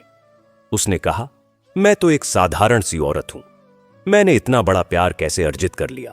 रिया ने कहा, दीदी तुमने पूरे गांव को अपना परिवार बनाया, तुमने सबकी सेवा की, अब तुम्हारी बारी है, हम सब तुम्हारे हैं। प्रिया का इलाज चला। कीमोथेरेपी के कारण उसके बाल झड़ गए, शरीर कमजोर हो गया, लेकिन उसके चेहरे पर वही मुस्कान बनी रही। वह कहती, माता, लक्ष्मी ने मुझे इतना प्यार दिया है, इतना सम्मान दिया है, अगर अब वे मुझे बुला रही हैं तो मैं खुशी खुशी चली जाऊंगी। लेकिन प्रिया की प्रार्थनाओं और पूरे गांव की शुभकामनाओं का असर हुआ। 6 महीने के इलाज के बाद डॉक्टरों ने घोषणा की कि प्रिया पूरी तरह ठीक हो गई है। यह खबर सुनकर पूरा गांव खुशी से झूम उठा। लोग मंदिर में माता लक्ष्मी का धन्यवाद करने लगे। प्रिया के स्वस्थ होकर लौटने पर गांव में एक भव्य स्वागत समारोह आयोजित किया गया। गांव वालों ने प्रिया को फूलों की वर्षा की। प्रिया ने सबका आभार व्यक्त किया। इस घटना ने प्रिया और रिया के बीच के बंधन को और भी मजबूत कर दिया। अब वे दोनों एक दूसरे के बिना रह ही नहीं सकती थीं। उनका प्यार इतना गहरा हो गया था कि लोग कहते थे कि दोनों एक आत्मा के दो शरीर हैं। अब प्रिया और रिया बूढ़ी हो चली थीं। उन्होंने गांव के सारे कामकाज आशीष और अनन्या को सौंप दिए। दोनों बहनें अब अधिकतर समय मंदिर में बितातीं, भजन कीर्तन करतीं और युवाओं को जीवन के सच्चे मूल्य सिखातीं। एक दिन प्रिया ने रिया से कहा, रिया, हमारा जीवन बहुत सुखद रहा है। हमने सुख देखा, दुख देखा, संघर्ष देखा, सफलता देखी, लेकिन सबसे बड़ी बात यह है कि हमने एक दूसरे का साथ पाया और पूरे गांव का प्यार पाया। रिया ने कहा, हां दीदी, मैं अगर कभी जन्म लूं तो तुम्हारी ही बहन बनकर। एक शाम दोनों बहनें मंदिर में बैठी थीं। सूर्यास्त का समय था। आकाश में सुनहरी और लाल रंग की छटा बिखरी हुई थी। मंदिर में दीपक जल रहे थे और घंटियों की मधुर ध्वनि गूंज रही थी। प्रिया ने रिया का हाथ थामा और कहा, रिया, मुझे लगता है कि हमारा काम पूरा हो गया है। अब आशीष और अनन्या गांव को संभाल लेंगे। रिया ने प्रिया की ओर देखा। प्रिया के चेहरे पर एक अलौकिक तेज था। रिया समझ गई कि प्रिया का अंतिम समय निकट है। उसकी आंखें भर आईं। प्रिया ने कहा, रो मत रिया, जीवन और मृत्यु तो प्रकृति का नियम है। मैं खुश हूं कि मैंने एक सार्थक जीवन जिया। उस रात प्रिया ने अपने प्राण त्याग दिए। वह शांति से सो गई, मानो कोई थककर विश्राम कर रहा हो। प्रिया के निधन की खबर से पूरा गांव शोकाकुल हो गया। लोग उनके दर्शन करने आए। हर किसी की आंखें नम थीं। प्रिया के अंतिम संस्कार में हजारों लोग शामिल हुए। उनकी चिता को आग लगाते समय रिया ने कहा, दीदी, तुम मेरे साथ हमेशा रहोगी। तुम्हारी यादें मेरे साथ हैं। प्रिया के जाने के बाद रिया अकेली रह गई, लेकिन उसने हिम्मत नहीं हारी। उसने प्रिया के काम को आगे बढ़ाने का फैसला किया। वह रोज मंदिर जाती, गांव के कामों में हिस्सा लेती, लेकिन वह प्रिया की याद में अक्सर रो पड़ती थी। 1 साल बाद रिया भी बीमार पड़ गई। डॉक्टरों ने कहा कि उसकी उम्र अब बहुत हो चुकी है। रिया ने आशीष और अनन्या को अपने पास बुलाया और कहा, बच्चों, मैं अब दीदी के पास जा रही हूं। तुम लोग इस गांव को संभालना, प्रिया की यादों को जीवित रखना। अनन्या रो पड़ी। रिया ने उसका सिर सहलाया और कहा, रो मत बेटी, मृत्यु जीवन का अंत नहीं है, बल्कि एक नई शुरुआत है। मैं दीदी से मिलने जा रही हूं। हम दोनों फिर से एक हो जाएंगे। उसी रात रिया ने भी अपने प्राण प्रिया और रिया के जाने के बाद आशीष और अनन्या ने गांव की बागडोर संभाली। उन्होंने न सिर्फ गांव को विकसित किया, बल्कि आसपास के कई गांवों का भी विकास किया। उन्होंने प्रिया और रिया के नाम से एक ट्रस्ट बनाया, जो गरीबों की शिक्षा और स्वास्थ्य के लिए काम करता था। आज रामपुर गांव एक आदर्श गांव के रूप में विख्यात है। यहां के लोग आपस में प्रेम और सद्भाव से रहते हैं। गरीबी लगभग समाप्त हो चुकी है। शिक्षा और स्वास्थ्य की उत्तम व्यवस्था है। पर्यावरण संरक्षण को प्राथमिकता दी जाती है। गांव के मंदिर में आज भी हर शुक्रवार को भव्य लक्ष्मी पूजा होती है। लोग प्रिया और रिया की कथा सुनते हैं और उनसे प्रेरणा लेते हैं। मंदिर में दोनों बहनों की एक संयुक्त मूर्ति स्थापित की गई है, जिसे लोग सहोदरा देवी के नाम से पूजते हैं। एक दिन की बात है, गांव में एक नई लड़की आई। उसका नाम था प्रियंका। वह शहर से आई थी और उसने प्रिया और रिया की कथा सुनी थी। प्रियंका ने आशीष से कहा, मैं यहां रहकर सेवा करना चाहती हूं। मुझे प्रिया और रिया दीदी की कथा ने बहुत प्रभावित किया है। आशीष ने प्रियंका का स्वागत किया। प्रियंका ने गांव के बच्चों को पढ़ाना शुरू किया। वह रिया की तरह ही पहले थोड़ी घमंडी थी, लेकिन गांव के सादगी भरे जीवन ने उसे बदल दिया। कुछ समय बाद प्रियंका ने गांव के एक युवक से विवाह कर लिया और यहीं की होकर रह गई। इस तरह प्रिया और रिया की विरासत आगे बढ़ती गई। उनकी कथा लोगों के लिए एक जीवन दर्शन बन गई। लोग कहते थे कि प्रिया और रिया वास्तव में माता लक्ष्मी के अवतार थीं, जो मानव रूप में आकर लोगों को सही रास्ता दिखाने आई थीं।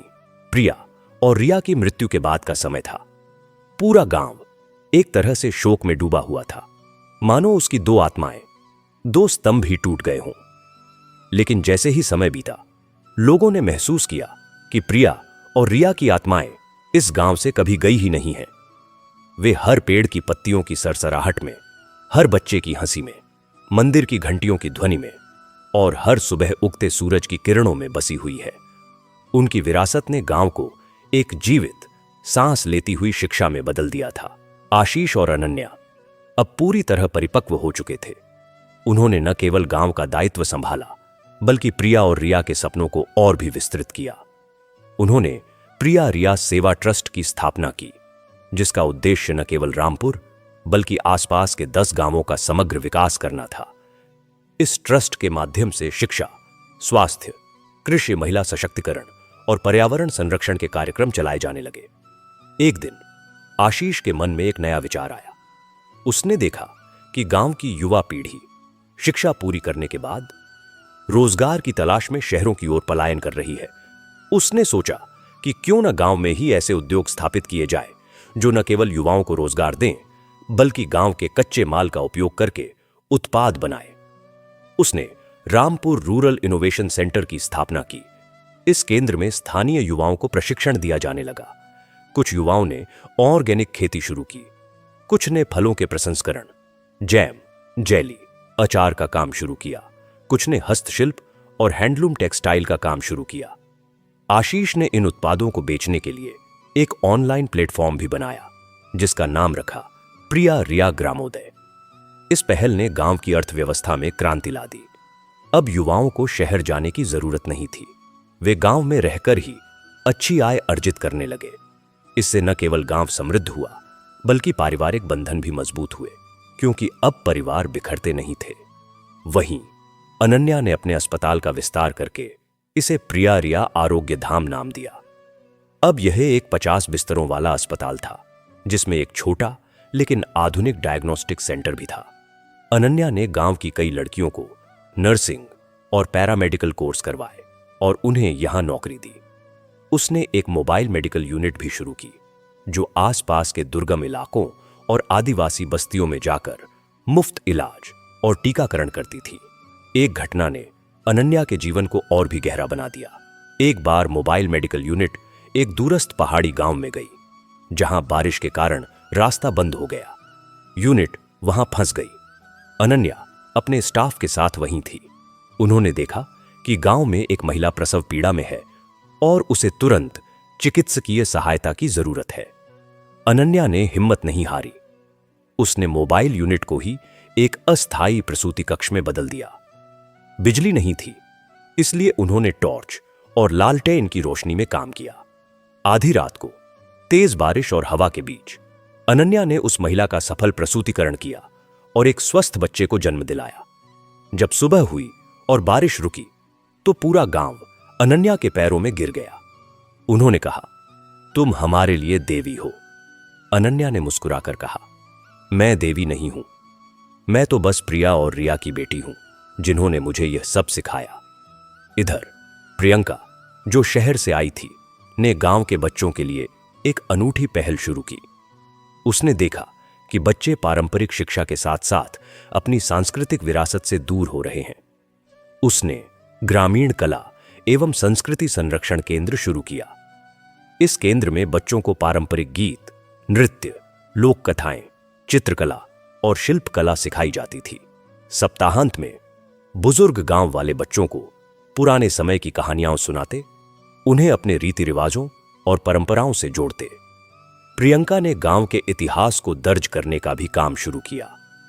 उसने गांव के सबसे बुजुर्ग लोगों के साथ बैठकर उनसे गांव के इतिहास, पुरानी घटनाओं, लोकगीतों और मुहावरों को रिकॉर्ड किया और एक छोटा सा रामपुर ग्राम इतिहास संग्रहालय बनाया। इस संग्रहालय में प्रिया और रिया की निजी वस्तुएं, उनके द्वारा इस्तेमाल की गई चीजें और उनके जीवन की तस्वीरों का एक कोना भी समर्पित था। यह संग्रहालय गांव के लोगों के लिए एक तीर्थ स्थल बन गया। एक दिन गांव में एक नया मेहमान आया। वह एक विदेशी शोधार्थी था, जिसका नाम था डेविड। वह भारत के ग्रामीण विकास मॉडल पर शोध कर रहा था। उसने रामपुर के बारे में पढ़ा था और वह व्यक्तिगत रूप से यहां आकर अध्ययन करना चाहता था। आशीष ने उसका स्वागत किया और उसे गांव में रहने की इजाजत दी। डेविड ने कई महीने रामपुर में बिताए। वह हर गतिविधि में भाग लेता, लोगों से बातें करता, उनके जीवन को समझता। वह विशेष रूप से प्रिया और रिया की कथा से अत्यंत प्रभावित हुआ एक दिन उसने आशीष से कहा, यहां का जो सामुदायिक भावना और सतत विकास का मॉडल है वह दुनिया के लिए एक मिसाल है। मैं चाहता हूं कि मैं इसे अपने देश में भी ले जाऊं। डेविड ने रामपुर पर एक विस्तृत शोध पत्र लिखा जो एक अंतर्राष्ट्रीय जर्नल में प्रकाशित हुआ। इस शोध पत्र ने रामपुर को वैश्विक पटल पर ला दिया। धीरे धीरे विदेशों से भी लोग यहां आने लगे, कुछ शोध के लिए, कुछ स्वयंसेवी कार्य के लिए, तो कुछ सिर्फ इस अनूठे गांव को देखने के लिए। इस अंतर्राष्ट्रीय मान्यता का एक रोचक परिणाम यह हुआ कि गांव में वर्ल्ड कल्चर एक्सचेंज प्रोग्राम शुरू हुआ। दुनिया भर के युवा यहां आकर कुछ समय बिताते, गांव के विकास कार्यों में हिस्सा लेते और साथ ही अपने देश की संस्कृति से गांव वालों को परिचित कराते। इससे गांव के बच्चों और युवाओं का दृष्टिकोण विस्तृत हुआ। वे अब दुनिया को एक वैश्विक गांव के रूप में देखने लगे। लेकिन जीवन सदा एक सा नहीं रहता। एक बार फिर गांव पर एक भीषण संकट आया। इस बार यह प्राकृतिक था। लगातार 3 दिनों की मूसलाधार बारिश ने गांव और आसपास के इलाकों को जलमग्न कर दिया। नदी उफान पर थी और उसने गांव के कई हिस्सों में बाढ़ ला दी। कई घर क्षतिग्रस्त हो गए, फसलें बर्बाद हो गईं और संचार के साधन ठप्प हो गए। यह परीक्षा का समय था। आशीष, अनन्या और प्रियंका ने तुरंत आपदा प्रबंधन शुरू किया। उन्होंने स्कूल और मंदिर को राहत शिविरों में बदल दिया। प्रिया रिया सेवा ट्रस्ट के फंड से तुरंत राहत सामग्री खरीदी गई। लेकिन सबसे बड़ी बात यह हुई कि गांव वाले, जिन्हें प्रिया और रिया ने एकजुट होना सिखाया था, अपने आप संगठित हो गए। युवा नावें लेकर फंसे हुए लोगों को बचाने निकल पड़े। महिलाओं ने रसोई संभाली और लगातार भोजन बनाया। बुजुर्गों ने बच्चों की देखभाल की। अनन्या ने अपने अस्पताल में आपातकालीन वार्ड खोला और लगातार मरीजों का इलाज किया। उसने बाढ़ग्रस्त इलाकों में जलजनित बीमारियों के प्रसार को रोकने के लिए विशेष अभियान चलाया। इसी दौरान एक हृदय विदारक घटना घटी। बाढ़ के पानी ने गांव के पुराने हिस्से में एक घर की दीवार गिरा दी, जिसके नीचे एक बुजुर्ग दंपत्ति और उनका पोता दब गया। खबर मिलते ही आशीष और कुछ युवा तुरंत मौके पर पहुंचे। पानी का बहाव तेज था और दीवार के मलबे को हटाना खतरनाक था। लेकिन आशीष ने हार नहीं मानी। उसने रस्सियों का सहारा लेकर खुद को बहते पानी में उतारा और धीरे धीरे मलबा हटाना शुरू किया। घंटों की कड़ी मेहनत के बाद वे तीनों को जीवित बचा लिए। यह खबर पूरे गांव में बिजली की तरह फैल गई। लोग आशीष को आधुनिक युग का भगीरथ कहने लगे। बाढ़ से उबरने के बाद पुनर्निर्माण का काम शुरू हुआ। इस बार गांव वालों ने नए सिरे से योजना बनाई। उन्होंने नदी के किनारे मजबूत बांध बनाए, घरों को ऊंचे चबूतरों पर बनाना शुरू किया और जल निकासी की बेहतर व्यवस्था की। इस आपदा ने गांव को और भी मजबूत बना दिया। इस पुनर्निर्माण के दौरान एक और चमत्कारी घटना घटी। जब नए मंदिर के लिए जमीन की खुदाई हो रही थी, तो मजदूरों को जमीन के अंदर से एक पुराना संदूक मिला।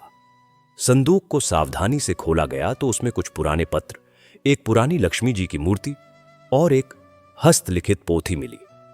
पोथी को पढ़ने पर पता चला कि यह प्रिया की हस्तलिखित डायरी थी, जिसमें उसने अपने जीवन के संघर्ष, विचार और आध्यात्मिक अनुभव लिखे थे। इस डायरी को पढ़कर लोगों की आंखें नम हो गईं। इसमें प्रिया ने लिखा था, आज रिया ने मुझे फोन पर बुरा भला कहा, मेरा दिल टूट गया है, लेकिन मैं उससे नाराज नहीं हूं। मैं जानती हूं कि उसका हृदय अभी अज्ञान के अंधकार में है। माता लक्ष्मी, कृपा करके उसे प्रकाश दिखाइए, उसे सही रास्ते पर लाइए।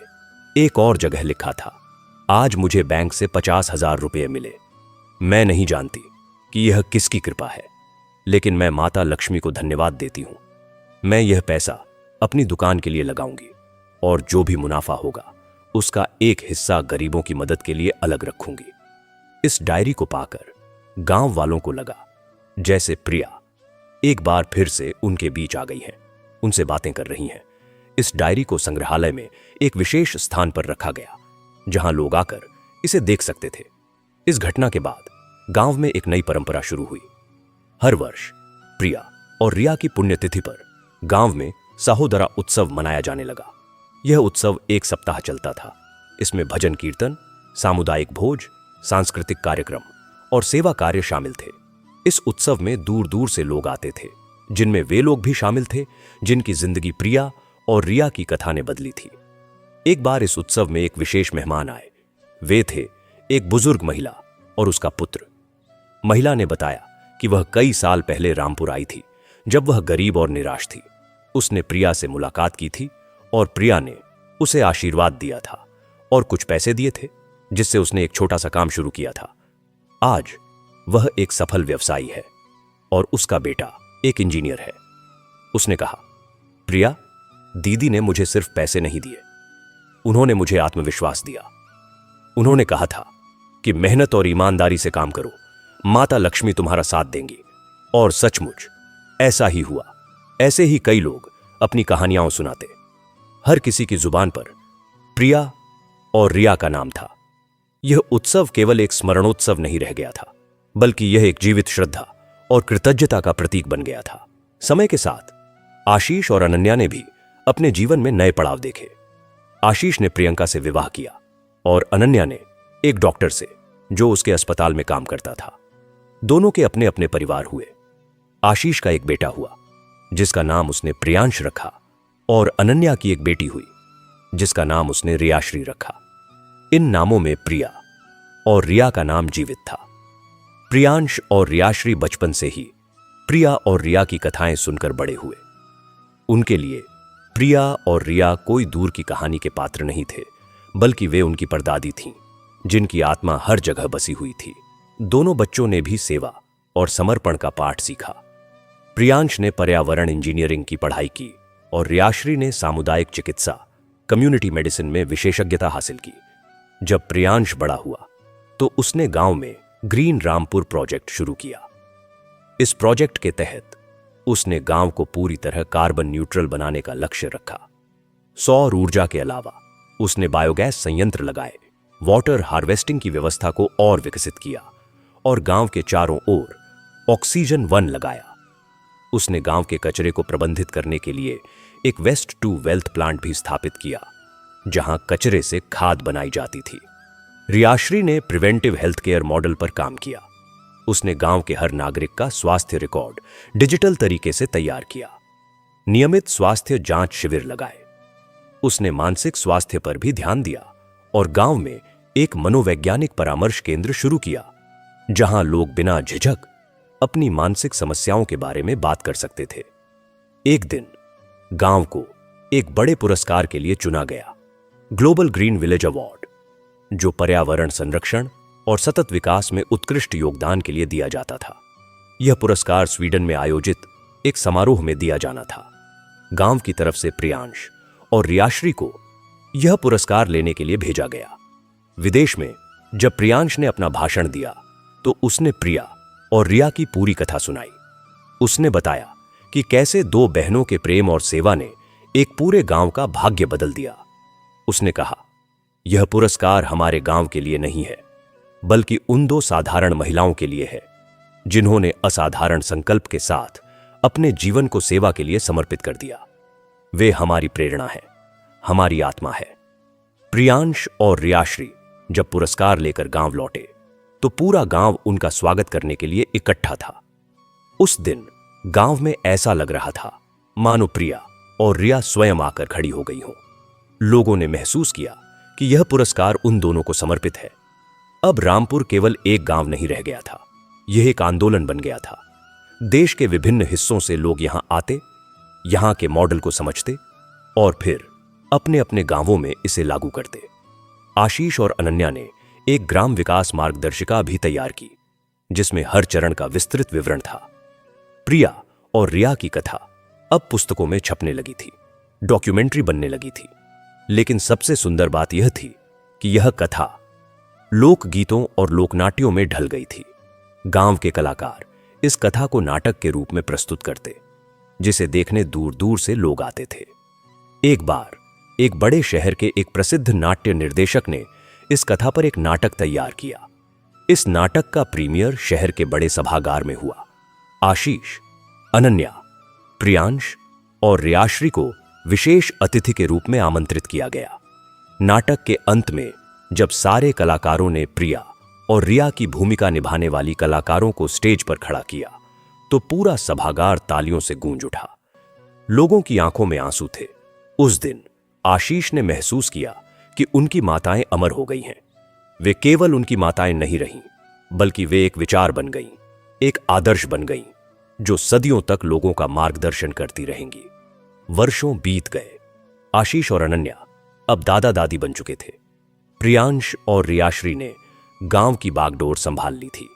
गांव अब और भी विकसित हो चुका था। यहां एक छोटा कॉलेज था, एक पूर्ण विकसित अस्पताल था, एक स्टार्टअप इंक्यूबेशन सेंटर था और एक सांस्कृतिक केंद्र था। लेकिन गांव का मूल चरित्र नहीं बदला था।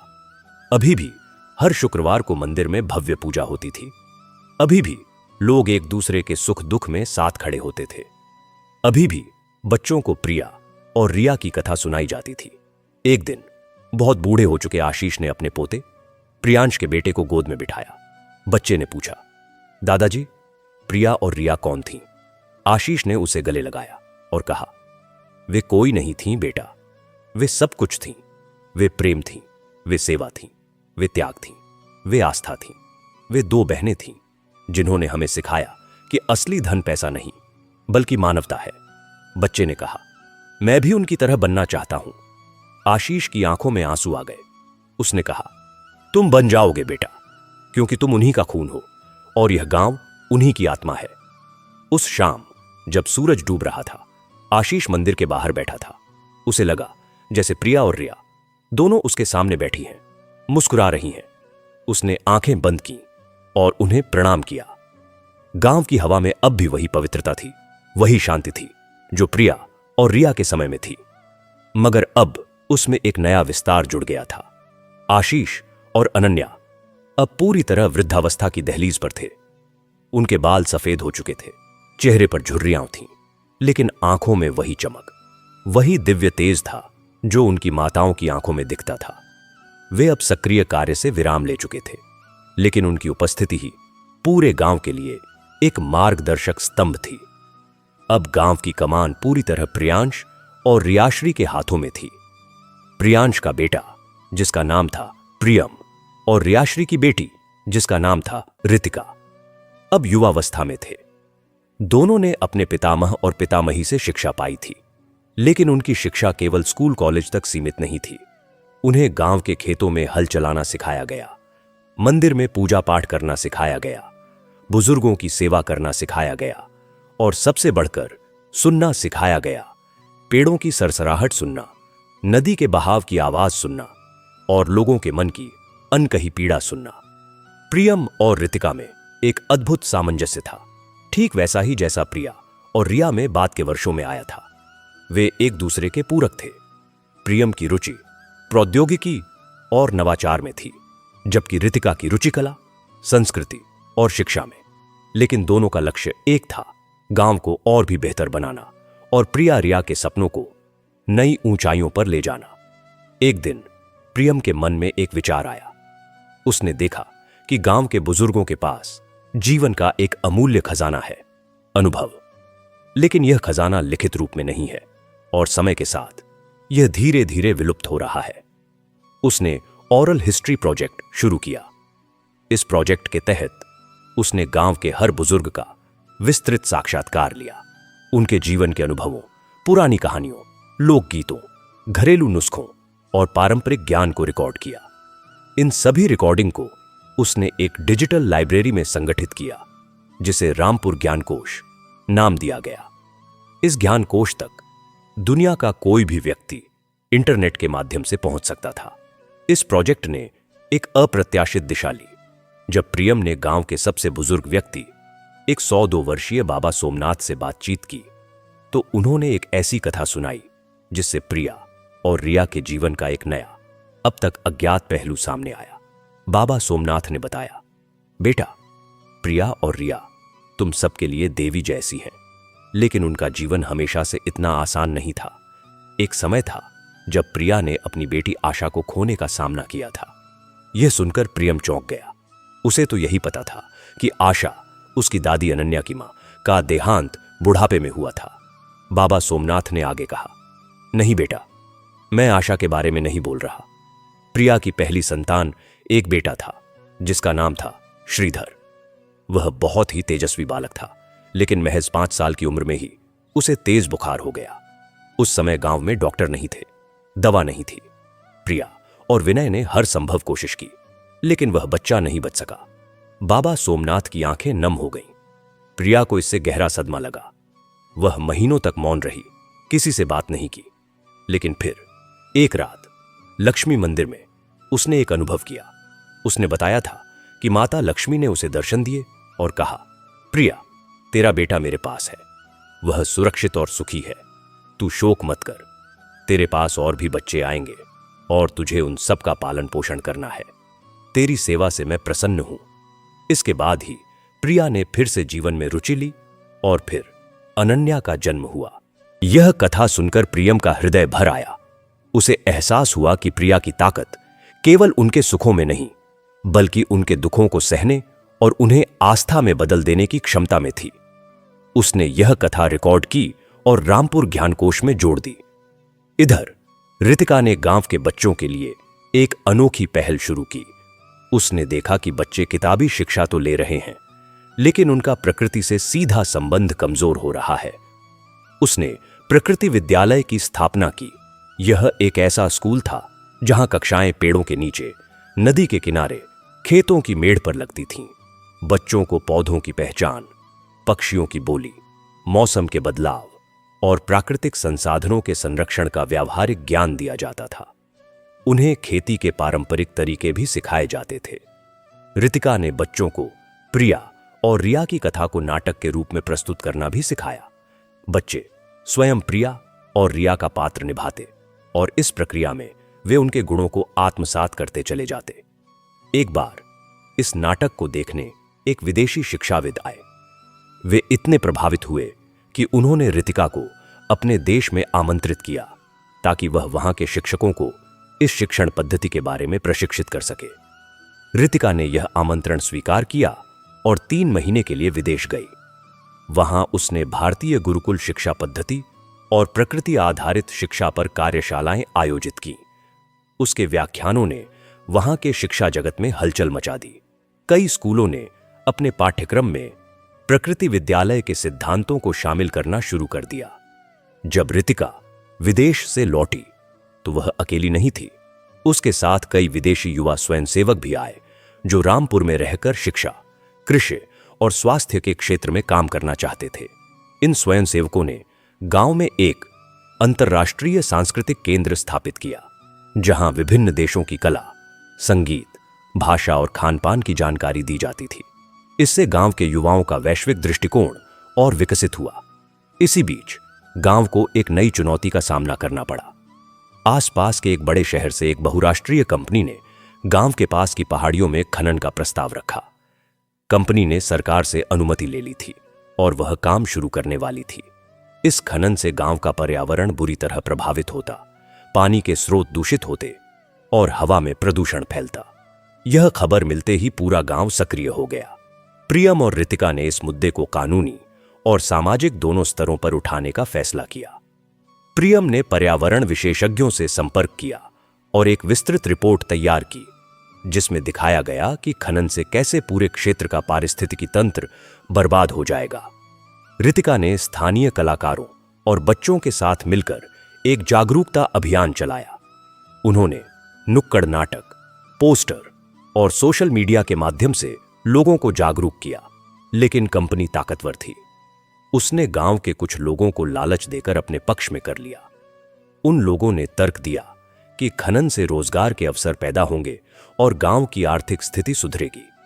गांव में दो फाड़ हो गया। एक तरफ वे लोग थे जो पर्यावरण और अपनी विरासत को बचाना चाहते थे, दूसरी तरफ वे लोग थे जो तत्काल आर्थिक लाभ चाहते थे। यह स्थिति देखकर वृद्ध आशीष और अनन्या चिंतित हो गए। उन्होंने एक सामुदायिक सभा बुलाई। सभा में आशीष ने कहा, भाइयों और बहनों, हमें यह नहीं भूलना चाहिए कि इस जमीन, इस पानी, इस हवा ने हमें पाला पोसा है। अगर हम इसे बर्बाद कर देंगे तो हमारी आने वाली पीढ़ियां हमें कभी माफ नहीं करेंगी। प्रिया और रिया ने हमें जो विरासत दी है उसमें यह प्रकृति भी शामिल है। क्या हम उसे नष्ट करने के लिए तैयार हैं? अनन्या ने कहा, मेरी मां प्रिया अक्सर कहती थीं कि संपत्ति दो तरह की होती है, एक वह जो आपके बैंक खाते में होती है, दूसरी वह जो आपके आसपास के वातावरण में होती है।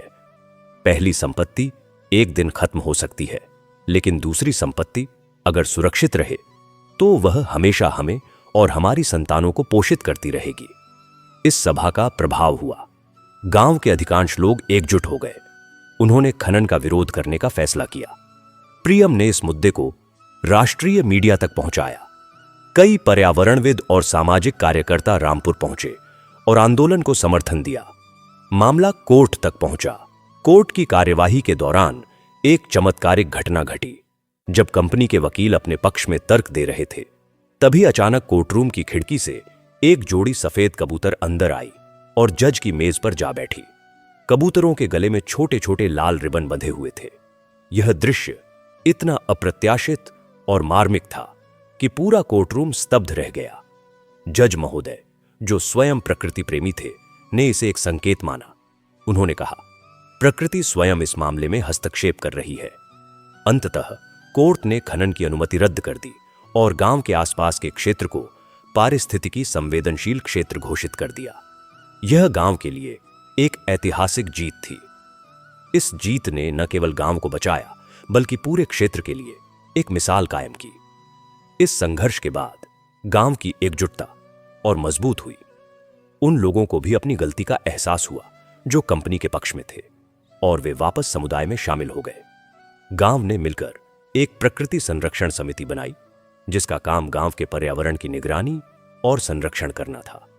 इस घटना ने प्रियम और रितिका को एक नया विचार दिया। उन्होंने ग्रीन टूरिज्म को बढ़ावा देने का फैसला किया। उन्होंने पर्यटकों के लिए ऐसे पैकेज तैयार किए जिनमें पर्यटक गांव में रहकर ऑर्गेनिक खेती, वृक्षारोपण और जल संरक्षण के कामों में हिस्सा ले सकते थे। इससे पर्यटकों को एक अलग तरह का अनुभव मिलता और गांव को पर्यावरण संरक्षण के लिए अतिरिक्त श्रम और आय मिलती। धीरे धीरे रामपुर सस्टेनेबल लिविंग यानी सतत जीवन शैली का एक वैश्विक केंद्र बन गया।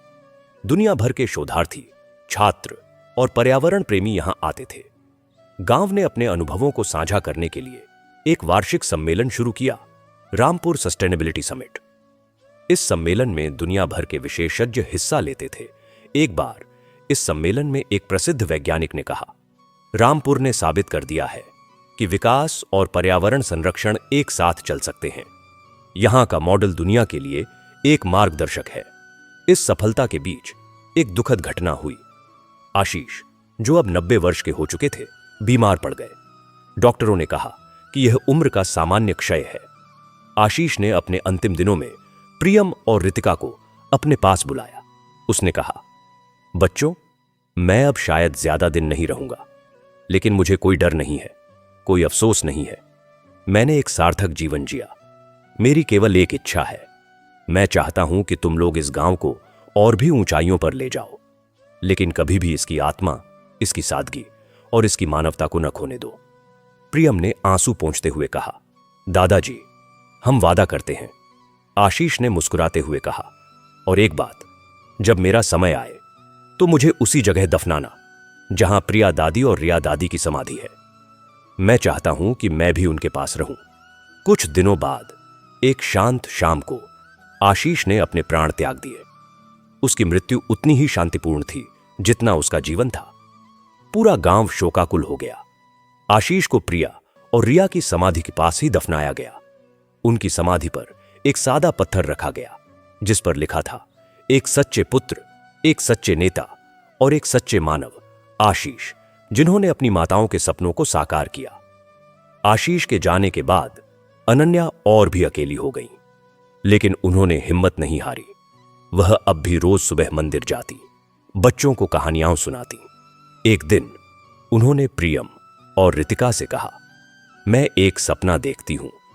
मैं चाहती हूं कि इस गांव में एक जीवन दर्शन विद्यालय हो, जहां लोगों को सिर्फ किताबी ज्ञान नहीं, बल्कि जीवन जीने की कला सिखाई जाए। प्रेम क्या है, सेवा क्या है, त्याग क्या है, सहनशीलता क्या है, यह सब सिखाया जाए। प्रियम और रितिका ने यह सपना साकार करने का बीड़ा उठाया। उन्होंने गांव के बाहर एक शांत, हरे भरे स्थान पर आशीष अनन्या जीवन दर्शन संस्थान की स्थापना की। यह संस्थान कोई पारंपरिक स्कूल या कॉलेज नहीं था। यहां कोई डिग्री नहीं दी जाती थी, कोई परीक्षा नहीं होती थी। यहां लोग आते थे और कुछ दिन, कुछ सप्ताह या कुछ महीने रहकर साधना करते थे। उन्हें ध्यान, योग, प्रकृति के साथ तालमेल, सामुदायिक जीवन और आत्मचिंतन का अभ्यास कराया जाता था। इस संस्थान में दुनिया भर के लोग आते थे जो भौतिकवादी जीवन से थककर शांति और सार्थकता की तलाश में थे। अनन्या स्वयं इस संस्थान की मार्गदर्शक थीं। हर सुबह वह संस्थान के प्रांगण में बैठती और लोगों से बातें करती। उनकी बातें सुनकर लोगों के मन का भार हल्का हो जाता, उन्हें नई दिशा मिलती। एक बार संस्थान में एक युवक आया जो गहरे अवसाद में था। वह एक सफल व्यवसायी था, लेकिन उसे अपने जीवन में कोई सार्थकता नहीं दिख रही थी। अनन्या ने उसे प्रिया और रिया की कथा सुनाई और कहा, बेटा, सफलता और संतुष्टि दो अलग चीजें हैं। सफलता बाहर से आती है, संतुष्टि भीतर से। जब तक तुम दूसरों के लिए कुछ नहीं करोगे, तब तक तुम्हें वह संतुष्टि नहीं मिलेगी। उस युवक ने अनन्या की बात मानी। उसने कुछ दिन गांव में रहकर सेवा के काम किए, बच्चों को पढ़ाया, बुजुर्गों की सेवा की, पर्यावरण संरक्षण में हाथ बटाया। जब वह वापस लौटा तो वह एक नए व्यक्ति में बदल चुका था। उसने अपने व्यवसाय का एक हिस्सा सामाजिक कार्यों के लिए समर्पित कर दिया। बाद में उसने लिखा, रामपुर ने मुझे नया जीवन दिया। अनन्या दादी ने मुझे वह मार्ग दिखाया जिस पर चलकर मैंने अपने जीवन का उद्देश्य पाया। ऐसे ही सैकड़ों लोगों की जिंदगियां इस संस्थान ने बदल दी। यह संस्थान प्रिया और रिया के संदेश को दुनिया के कोने कोने तक पहुंचाने का एक माध्यम बन गया। समय निरंतर बहता रहा। अनन्या भी अब 100 साल के आसपास की हो चुकी थी। एक दिन उन्होंने प्रियम और रितिका को बुलाया। उन्होंने कहा, मेरा समय पूरा हो रहा है। मैंने जो कुछ भी सीखा वह सब तुम्हें दे दिया। अब तुम्हारी जिम्मेदारी है कि इसे आगे बढ़ाओ। और याद रखना, प्रिया और रिया केवल हमारी माताएं नहीं थीं, वे एक विचार हैं, एक आदर्श हैं। जब तक इस दुनिया में प्रेम और सेवा है, तब तक वे जीवित हैं। उसी रात अनन्या ने शांति से अपनी आंखें मूंद लीं। उनकी मृत्यु भी एक उत्सव की तरह थी। गांव वालों ने उन्हें आशीष की समाधि के पास ही दफनाया। अब 3 समाधियां थीं, प्रिया, रिया, आशीष और अनन्या। यह स्थान शांति वाटिका के नाम से जाना जाने लगा।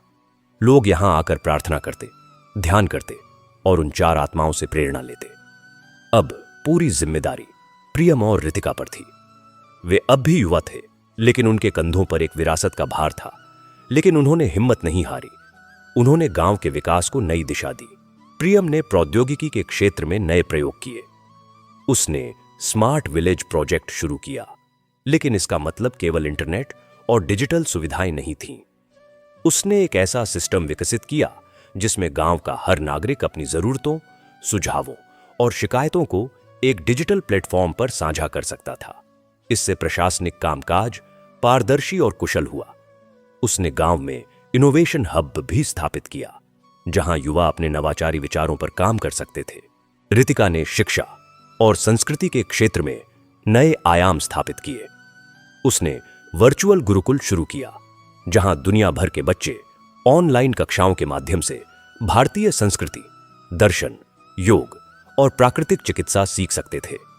उसने गांव की कला और शिल्प को वैश्विक बाजार तक पहुंचाने के लिए एक सहकारी संस्था बनाई, जिससे गांव की कारीगर महिलाओं को अच्छी आमदनी होने लगी।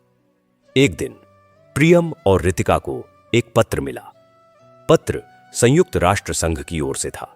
इसमें उन्हें ग्लोबल सस्टेनेबिलिटी चैंपियंस के पुरस्कार के लिए चुने जाने की सूचना थी और उन्हें न्यूयॉर्क में आयोजित एक समारोह में भाग लेने के लिए आमंत्रित किया गया था।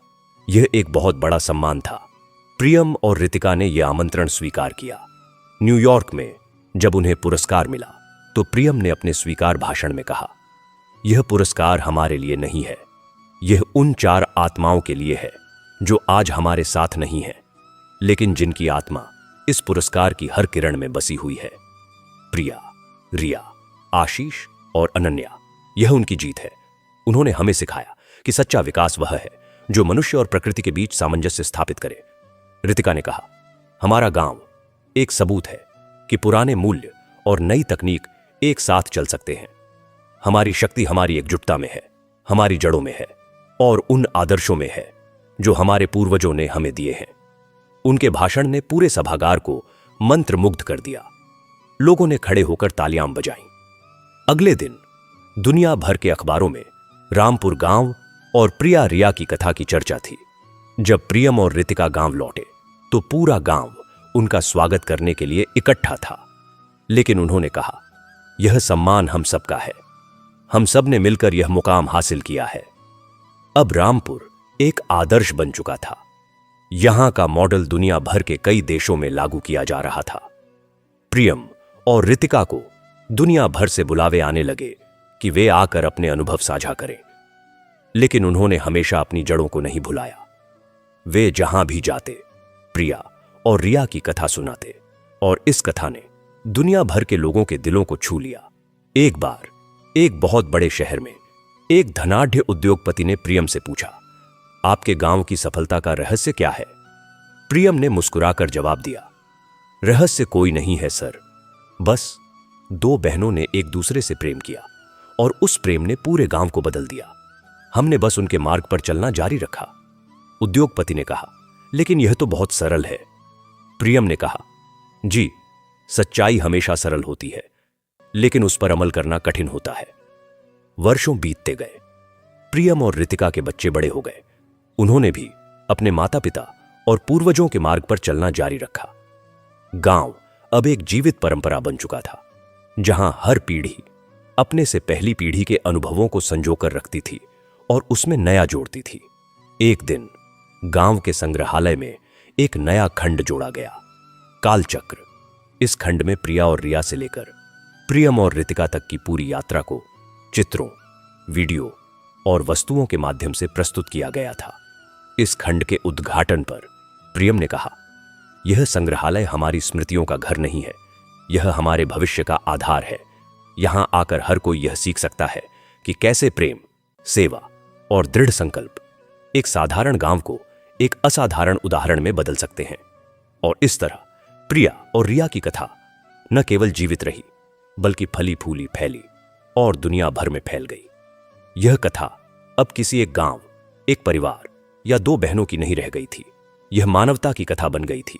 यह उस अमर सत्य की कथा थी कि प्रेम सबसे बड़ी शक्ति है, सेवा सबसे बड़ा धर्म है और आस्था सबसे बड़ा बल है। संग्रहालय का कालचक्र खंड अब केवल एक प्रदर्शनी नहीं रह गया था। यह एक जीवित, सांस लेती हुई कथा बन चुका था, जो हर रोज नए अध्याय जोड़ रहा था। प्रियम और रितिका अब 50 वर्ष के आसपास के हो चुके थे, लेकिन उनमें वही ऊर्जा और जोश था जो युवावस्था में था। उन्होंने गांव के विकास के लिए एक नए चरण की शुरुआत की, अंतर्निहित विकास का चरण। इसका मतलब था कि अब गांव न केवल स्वयं विकसित होगा, बल्कि वह दूसरे गांवों के विकास में भी सहायक बनेगा। प्रियम ने ग्राम सखा नामक एक परियोजना शुरू की। इसके तहत रामपुर गांव ने आसपास के 10 गांवों को गोद लिया। रामपुर के युवाओं की टीमें इन गांवों में जाती और उन्हें शिक्षा, स्वास्थ्य, कृषि और जल संरक्षण के क्षेत्र में मार्गदर्शन देती। यह सहायता केवल वित्तीय नहीं थी, बल्कि यह ज्ञान, कौशल और तकनीक की साझेदारी थी।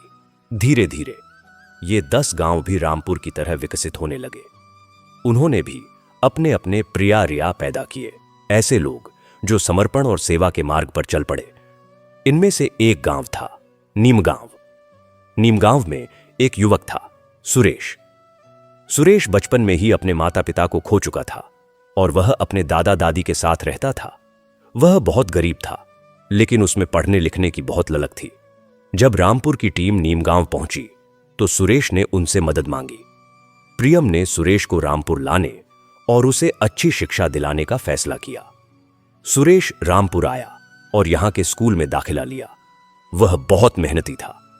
उसने न केवल पढ़ाई में उत्कृष्ट प्रदर्शन किया, बल्कि गांव के सामुदायिक कार्यों में भी बढ़ चढ़कर हिस्सा लिया। कुछ वर्षों बाद सुरेश ने इंजीनियरिंग की पढ़ाई पूरी की और फिर वह रामपुर लौट आया। उसने कहा, मैंने जो कुछ सीखा है उसे मैं इसी गांव और आसपास के गांवों के विकास में लगाना चाहता हूं। सुरेश ने सोलर माइक्रोग्रिड पर काम शुरू किया। उसने न केवल रामपुर बल्कि आसपास के 5 गांवों को सौर ऊर्जा से जोड़ दिया। अब इन गांवों में बिजली की कोई कमी नहीं थी। सुरेश की इस उपलब्धि ने उसे पूरे क्षेत्र में प्रसिद्ध कर दिया। लेकिन सुरेश ने कहा, यह मेरी उपलब्धि नहीं है, यह प्रिया और रिया दादी की कृपा है और प्रियम भैया व रितिका दीदी के मार्गदर्शन का फल है। सुरेश की कहानी ने और भी युवाओं को प्रेरित किया। अब गांव के युवा पढ़ लिख कर बाहर नौकरी करने के बजाय गांव लौटकर विकास के काम करना पसंद करने लगे। इससे गांव की मानव संसाधन क्षमता में अभूतपूर्व वृद्धि हुई। इधर रितिका ने सांस्कृतिक विकास के क्षेत्र में एक नया प्रयोग शुरू किया। उसने देखा कि गांव की युवा पीढ़ी पश्चिमी संगीत और नृत्य से अधिक प्रभावित हो रही है, जबकि हमारे पारंपरिक लोक कलाएं विलुप्त होने के कगार पर हैं। उसने लोक कला पुनर्जागरण अभियान चलाया।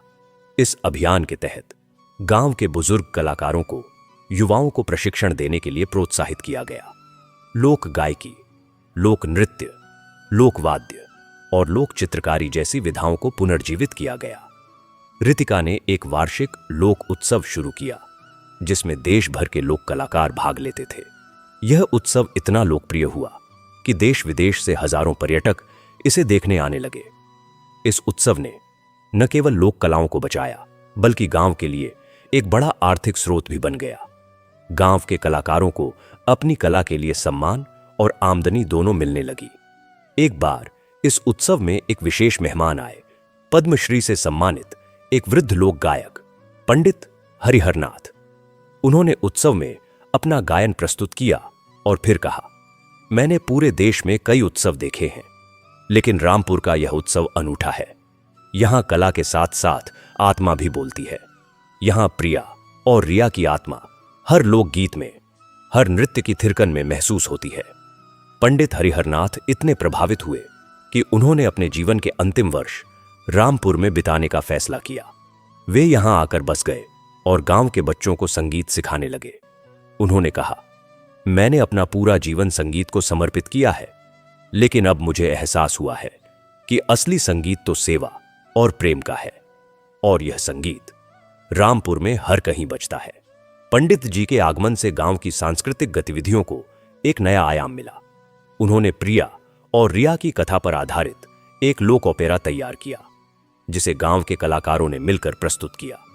यह ओपेरा इतना मार्मिक था कि दर्शक रो पड़ते थे।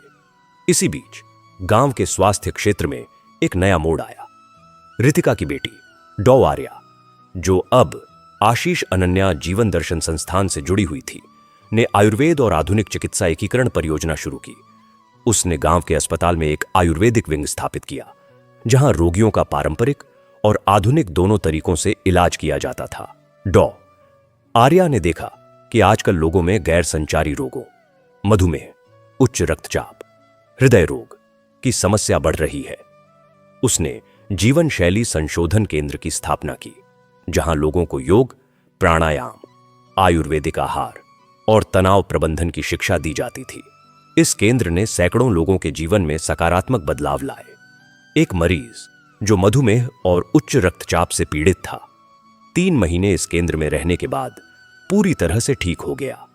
उसने कहा, डॉक्टरों ने मुझे जीवन भर दवाइयां खाने की सलाह दी थी, लेकिन यहां के योग, आहार और जीवन शैली ने मुझे नया जीवन दिया है। इस सफलता ने डॉ आर्या को राष्ट्रीय स्तर पर प्रसिद्ध कर दिया। उसे कई बड़े अस्पतालों से नौकरी के प्रस्ताव आए, लेकिन उसने सबको ठुकरा दिया। उसने कहा, मेरी नौकरी यहां है, इस गांव में, उन लोगों की सेवा में जिन्होंने मुझे और मेरे परिवार को पाला पोसा है। गांव की आर्थिक व्यवस्था भी लगातार मजबूत हो रही थी। प्रियम के बेटे अर्जुन, जो अब एक युवा व्यवसाय प्रबंधक था, ने गांव के उत्पादों को वैश्विक बाजार तक पहुंचाने के लिए एक सोशल एंटरप्राइज शुरू किया, प्रिया रिया ऑर्गेनिक्स। इसके तहत गांव और आसपास के गांवों के किसानों से ऑर्गेनिक फल, सब्जियां, अनाज और मसाले खरीदे जाते थे। उनका प्रसंस्करण किया जाता था और फिर उन्हें पैक करके देश विदेश में बेचा जाता था। अर्जुन ने उत्पादों की गुणवत्ता बनाए रखने के लिए एक अनूठी प्रणाली विकसित की। हर उत्पाद के पैकेट पर एक क्यूआर कोड होता था। ग्राहक उस कोड को स्कैन करके यह देख सकता था कि यह उत्पाद किस किसान ने उगाया है, कब उगाया है और किन विधियों से उगाया है। इससे पारदर्शिता बनी रहती थी और ग्राहकों का विश्वास बढ़ता था। प्रिया रिया ऑर्गेनिक्स ने न केवल किसानों को उचित मूल्य दिलाया, बल्कि हजारों ग्राहकों को शुद्ध और पौष्टिक भोजन भी उपलब्ध कराया। इस उद्यम ने गांव की अर्थव्यवस्था में क्रांति ला दी। अब किसानों की आय कई गुना बढ़ गई थी और वे अपने बच्चों को अच्छी शिक्षा दे पा रहे थे। इसी तरह रितिका की बेटी डॉ आर्या की बहन अन्वेषा, जो एक फैशन डिजाइनर थी, ने हैंडलूम हेरिटेज नामक एक उद्यम शुरू किया। उसने गांव और आसपास के गांवों की बुनकर महिलाओं को संगठित किया और उन्हें आधुनिक डिजाइनों का प्रशिक्षण दिया। उन महिलाओं ने पारंपरिक बुनकरी के साथ आधुनिक डिजाइनों को मिलाकर ऐसे वस्त्र तैयार किए जो देश विदेश में बहुत लोकप्रिय हुए। अन्वेषा ने इन वस्त्रों को विविधता में एकता का प्रतीक बताया। उसने कहा, जिस तरह प्रिया और रिया दो अलग व्यक्तित्व थे, लेकिन उनका उद्देश्य एक था, उसी तरह ये वस्त्र पारंपरिक और आधुनिक का मेल है, लेकिन इनकी आत्मा एक है, शुद्धता और सुंदरता की। हैंडलूम हेरिटेज ने सैकड़ों महिलाओं को स्वावलंबी बनाया। अब वे महिलाएं न केवल अपने परिवार का भरण पोषण करती थीं, बल्कि समाज में सम्मान के साथ जीती थीं। गांव के इस सर्वांगीण विकास ने एक नई चुनौती खड़ी कर दी, शहरीकरण का खतरा। जैसे जैसे गांव की प्रसिद्धि बढ़ी, बाहर के लोग यहां आकर बसना चाहने लगे। भू माफिया ने गांव की जमीन खरीदने की कोशिशें शुरू कर दी। कुछ बाहरी लोगों ने गांव में बड़े बड़े बंगले बनाने शुरू कर दिए, जो गांव के परंपरागत वास्तुशिल्प और पर्यावरण के लिए खतरा थे। प्रियम और रितिका ने इस समस्या को गंभीरता से लिया। उन्होंने गांव की एक आपातकालीन सभा बुलाई। सभा में प्रियम ने कहा, हमें अपनी जमीन, अपनी संस्कृति और अपनी पहचान को बचाना होगा।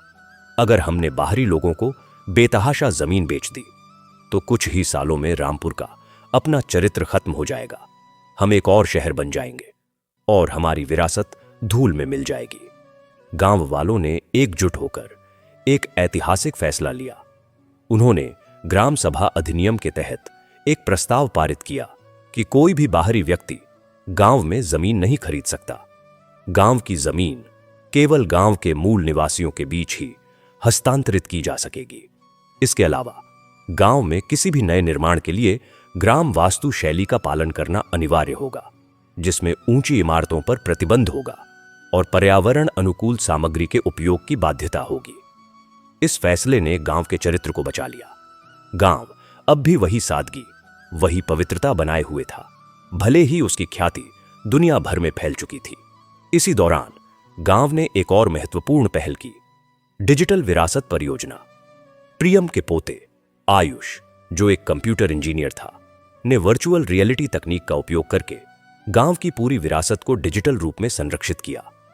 उसने एक वर्चुअल रामपुर तैयार किया, जहां दुनिया का कोई भी व्यक्ति इंटरनेट के माध्यम से गांव का आभासी भ्रमण कर सकता था, मंदिर में दर्शन कर सकता था, संग्रहालय देख सकता था और यहां तक कि प्रिया और रिया की कथा को एक इंटरैक्टिव कहानी के रूप में अनुभव कर सकता था। इस परियोजना ने विशेष रूप से विकलांग और वृद्ध लोगों के लिए रामपुर की विरासत तक पहुंच को आसान बना दिया, जो शारीरिक रूप से यहां आ नहीं सकते थे। आयुष ने इस परियोजना के बारे में कहा, हमारी विरासत केवल हमारे लिए नहीं है, यह पूरी मानवता के लिए है और तकनीक का उपयोग करके हम इसे दुनिया के हर कोने में पहुंचा सकते हैं। गांव की इस निरंतर प्रगति के बीच एक दिन एक अप्रत्याशित घटना घटी। गांव के मंदिर में लक्ष्मी माता की मूर्ति के सामने रखे एक प्राचीन दीपक से हमेशा की तरह घी का दीपक जल रहा था। अचानक उस दीपक की लौ ने एक अद्भुत आकृति बनाई। ऐसा लगा जैसे दो महिलाएं एक दूसरे का हाथ पकड़े हुए हैं। यह दृश्य कई मिनटों तक बना रहा। जो भी यह देखता वह आश्चर्यचकित रह जाता। मंदिर के पुजारी ने कहा, यह कोई संयोग नहीं है, यह प्रिया और रिया का आशीर्वाद है। वे हमें यह संदेश दे रही हैं कि वे हमेशा हमारे साथ हैं, हमारी रक्षा कर रही हैं। इस घटना ने गांव वालों की आस्था को और भी गहरा कर दिया। लोगों का विश्वास और दृढ़ हुआ कि उनका गांव कोई साधारण गांव नहीं है, बल्कि एक पवित्र स्थान है जहां दिव्य शक्तियों का वास है। इस आस्था ने गांव के सामाजिक ताने बाने को और भी मजबूत किया। लोग अब केवल अपने परिवार तक सीमित नहीं थे, पूरा गांव एक बड़ा परिवार बन चुका था। हर सुख दुख में लोग एक दूसरे के साथ खड़े होते थे। एक बार गांव के एक युवक राहुल को एक दुर्लभ बीमारी हो गई। उसके इलाज के लिए बहुत पैसों की जरूरत थी। राहुल के परिवार के पास इतने पैसे नहीं थे। जब यह बात गांव वालों को पता चली तो उन्होंने एक दिन के भीतर ही राहुल के इलाज के लिए पर्याप्त धन इकट्ठा कर लिया। लोगों ने अपनी बचत, अपने गहने, यहां तक कि अपनी जमीन का कुछ हिस्सा बेचकर पैसे जुटाए। राहुल का इलाज सफल रहा और वह ठीक हो गया। जब वह अस्पताल से लौटा तो उसने गांव वालों के सामने सिर झुकाया और कहा, आप सबने मुझे नया जीवन दिया है। मैं अपना पूरा जीवन इस गांव और इसके लोगों की सेवा में समर्पित कर दूंगा। यह घटना गांव की एकजुटता का प्रतीक बन गई। बाहरी लोग हैरान थे कि आज के भौतिकवादी युग में भी कोई समुदाय इतना एकजुट और परोपकारी कैसे हो सकता है। गांव की इस ख्याति के कारण एक बार एक अंतर्राष्ट्रीय फिल्म निर्माता माइकल रामपुर आया। वह प्रिया और रिया की कथा पर एक फीचर फिल्म बनाना चाहता था। प्रियम और रितिका ने उसका स्वागत किया, लेकिन शर्त रखी कि फिल्म में गांव की आत्मा को विकृत नहीं किया जाएगा और फिल्म की शूटिंग गांव के पर्यावरण को नुकसान नहीं पहुंचाएगी। माइकल ने यह शर्त मान ली। फिल्म की शूटिंग हुई और गांव के कई लोगों ने इसमें अभिनय भी किया। फिल्म बनकर तैयार हुई और उसका प्रीमियर रामपुर में ही हुआ। फिल्म देखकर लोगों की आंखें नम हो गईं। फिल्म ने प्रिया और रिया की कथा को इतनी खूबसूरती और संवेदनशीलता से प्रस्तुत किया था कि दर्शक मंत्रमुग्ध रह गए। फिल्म ने अंतर्राष्ट्रीय स्तर पर सराहना प्राप्त की और कई पुरस्कार जीते। इस फिल्म ने प्रिया और रिया की कथा को दुनिया के कोने कोने तक पहुंचा दिया। दुनिया भर से लोग रामपुर आने लगे, उस पवित्र भूमि को देखने जहां यह अद्भुत कथा घटित हुई थी। लेकिन गांव वालों ने इस पर्यटन को भी नियंत्रित किया। उन्होंने जिम्मेदार पर्यटन की नीति बनाई। पर्यटकों की संख्या सीमित रखी गई और उन्हें गांव की संस्कृति और पर्यावरण का सम्मान करने के नियम बताए गए। पर्यटक गांव में रहकर सामुदायिक जीवन का हिस्सा बनते, खेतों में काम करते, रसोई में हाथ बटाते। यह अनुभव पर्यटकों के लिए अविस्मरणीय होता। एक पर्यटक ने अपने अनुभव को साझा करते हुए लिखा, रामपुर में आकर मैंने सीखा कि खुशी की कीमत नहीं होती। खुशी साझा करने में होती है, सेवा करने में होती है। मैं यहां 1 महीना रहा, लेकिन इस 1 महीने ने मेरे जीवन को बदल दिया। गांव की इस निरंतर यात्रा में एक और पीढ़ी बड़ी हो रही थी। प्रियम के पोते पोतियां और रितिका के पोते पोतियां अब युवा हो चुके थे। उन्होंने अपने पूर्वजों की विरासत को नए तरीके से आगे बढ़ाने का फैसला किया। उनमें से एक, प्रिया की परपोती तन्वी, ने महिला सशक्तिकरण के क्षेत्र में काम करना शुरू किया। उसने गांव और आसपास के गांवों की महिलाओं के लिए स्वावलंबन संस्थान खोला, जहां महिलाएं कंप्यूटर शिक्षा, व्यवसाय प्रबंधन, कानूनी जागरूकता और आत्मरक्षा के गुण सीखती थीं।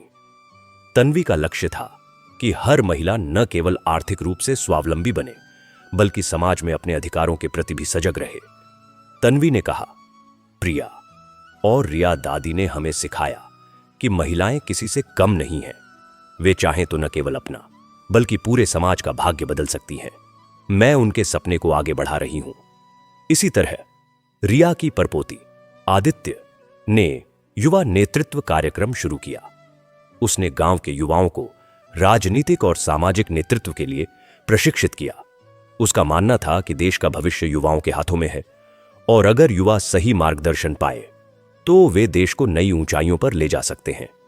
आदित्य ने कहा, हमारे पूर्वजों ने हमें जो विरासत दी है उसे संभालना और आगे बढ़ाना हम युवाओं की जिम्मेदारी है। हमें न केवल इस गांव बल्कि पूरे देश के विकास के बारे में सोचना चाहिए।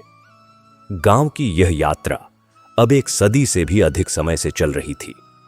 प्रिया और रिया से शुरू हुई यह कथा अब एक विशाल वटवृक्ष की तरह फैल चुकी थी, जिसकी शाखाएं दूर दूर तक जा पहुंची थीं। आज रामपुर केवल एक गांव नहीं है, यह एक विचार है, एक आदर्श है, एक जीवन दर्शन है। यहां आकर लोगों को एहसास होता है कि मानवता अब भी मरी नहीं है, प्रेम अभी जीवित है और सेवा अभी सबसे बड़ा धर्म है। गांव के मुख्य द्वार पर एक बड़ा सा पत्थर लगा हुआ है, जिस पर लिखा है, स्वागत है आपका रामपुर में, जहां प्रेम का राज है, सेवा का धर्म है और मानवता का संविधान है। और इस पत्थर के नीचे छोटे छोटे अक्षरों में लिखा है, यहां प्रिया और रिया की आत्मा निवास करती है। तो प्रिय श्रोताओं, यह कथा यहीं विराम लेती है, लेकिन कभी समाप्त नहीं होती, क्योंकि जब तक एक भी हृदय में प्रेम है, जब तक एक भी हाथ सेवा के लिए उठता है, जब तक एक भी आंख दूसरे के दुख से नम होती है, तब तक यह कथा जीवित रहेगी। और यह कथा केवल रामपुर की नहीं है, यह आपकी भी है, मेरी भी है, हम सबकी है, क्योंकि हर किसी के भीतर एक प्रिया और एक रिया बसती है, एक जो देती है और एक जो सीखती है, एक जो माफ करती है और एक जो पछताती है, एक जो सेवा करती है और एक जो समर्पित होती है। बस हमें अपने भीतर की उस प्रिया और रिया को पहचानना है, जगाना है और उन्हें मिलकर एक सुंदर सिम्फनी रचने देना है। माता लक्ष्मी आप सभी पर अपनी कृपा बनाए रखें। आपके घर में प्रेम का साम्राज्य हो, सेवा का मंदिर हो और आस्था का दीपक हमेशा जलता रहे। तो प्रिय दर्शन बंधु, यह कथा आपको कैसी लगी कमेंट में जरूर बताएं और हमारे चैनल भैरव वीर शक्ति को सब्सक्राइब करना ना भूलें,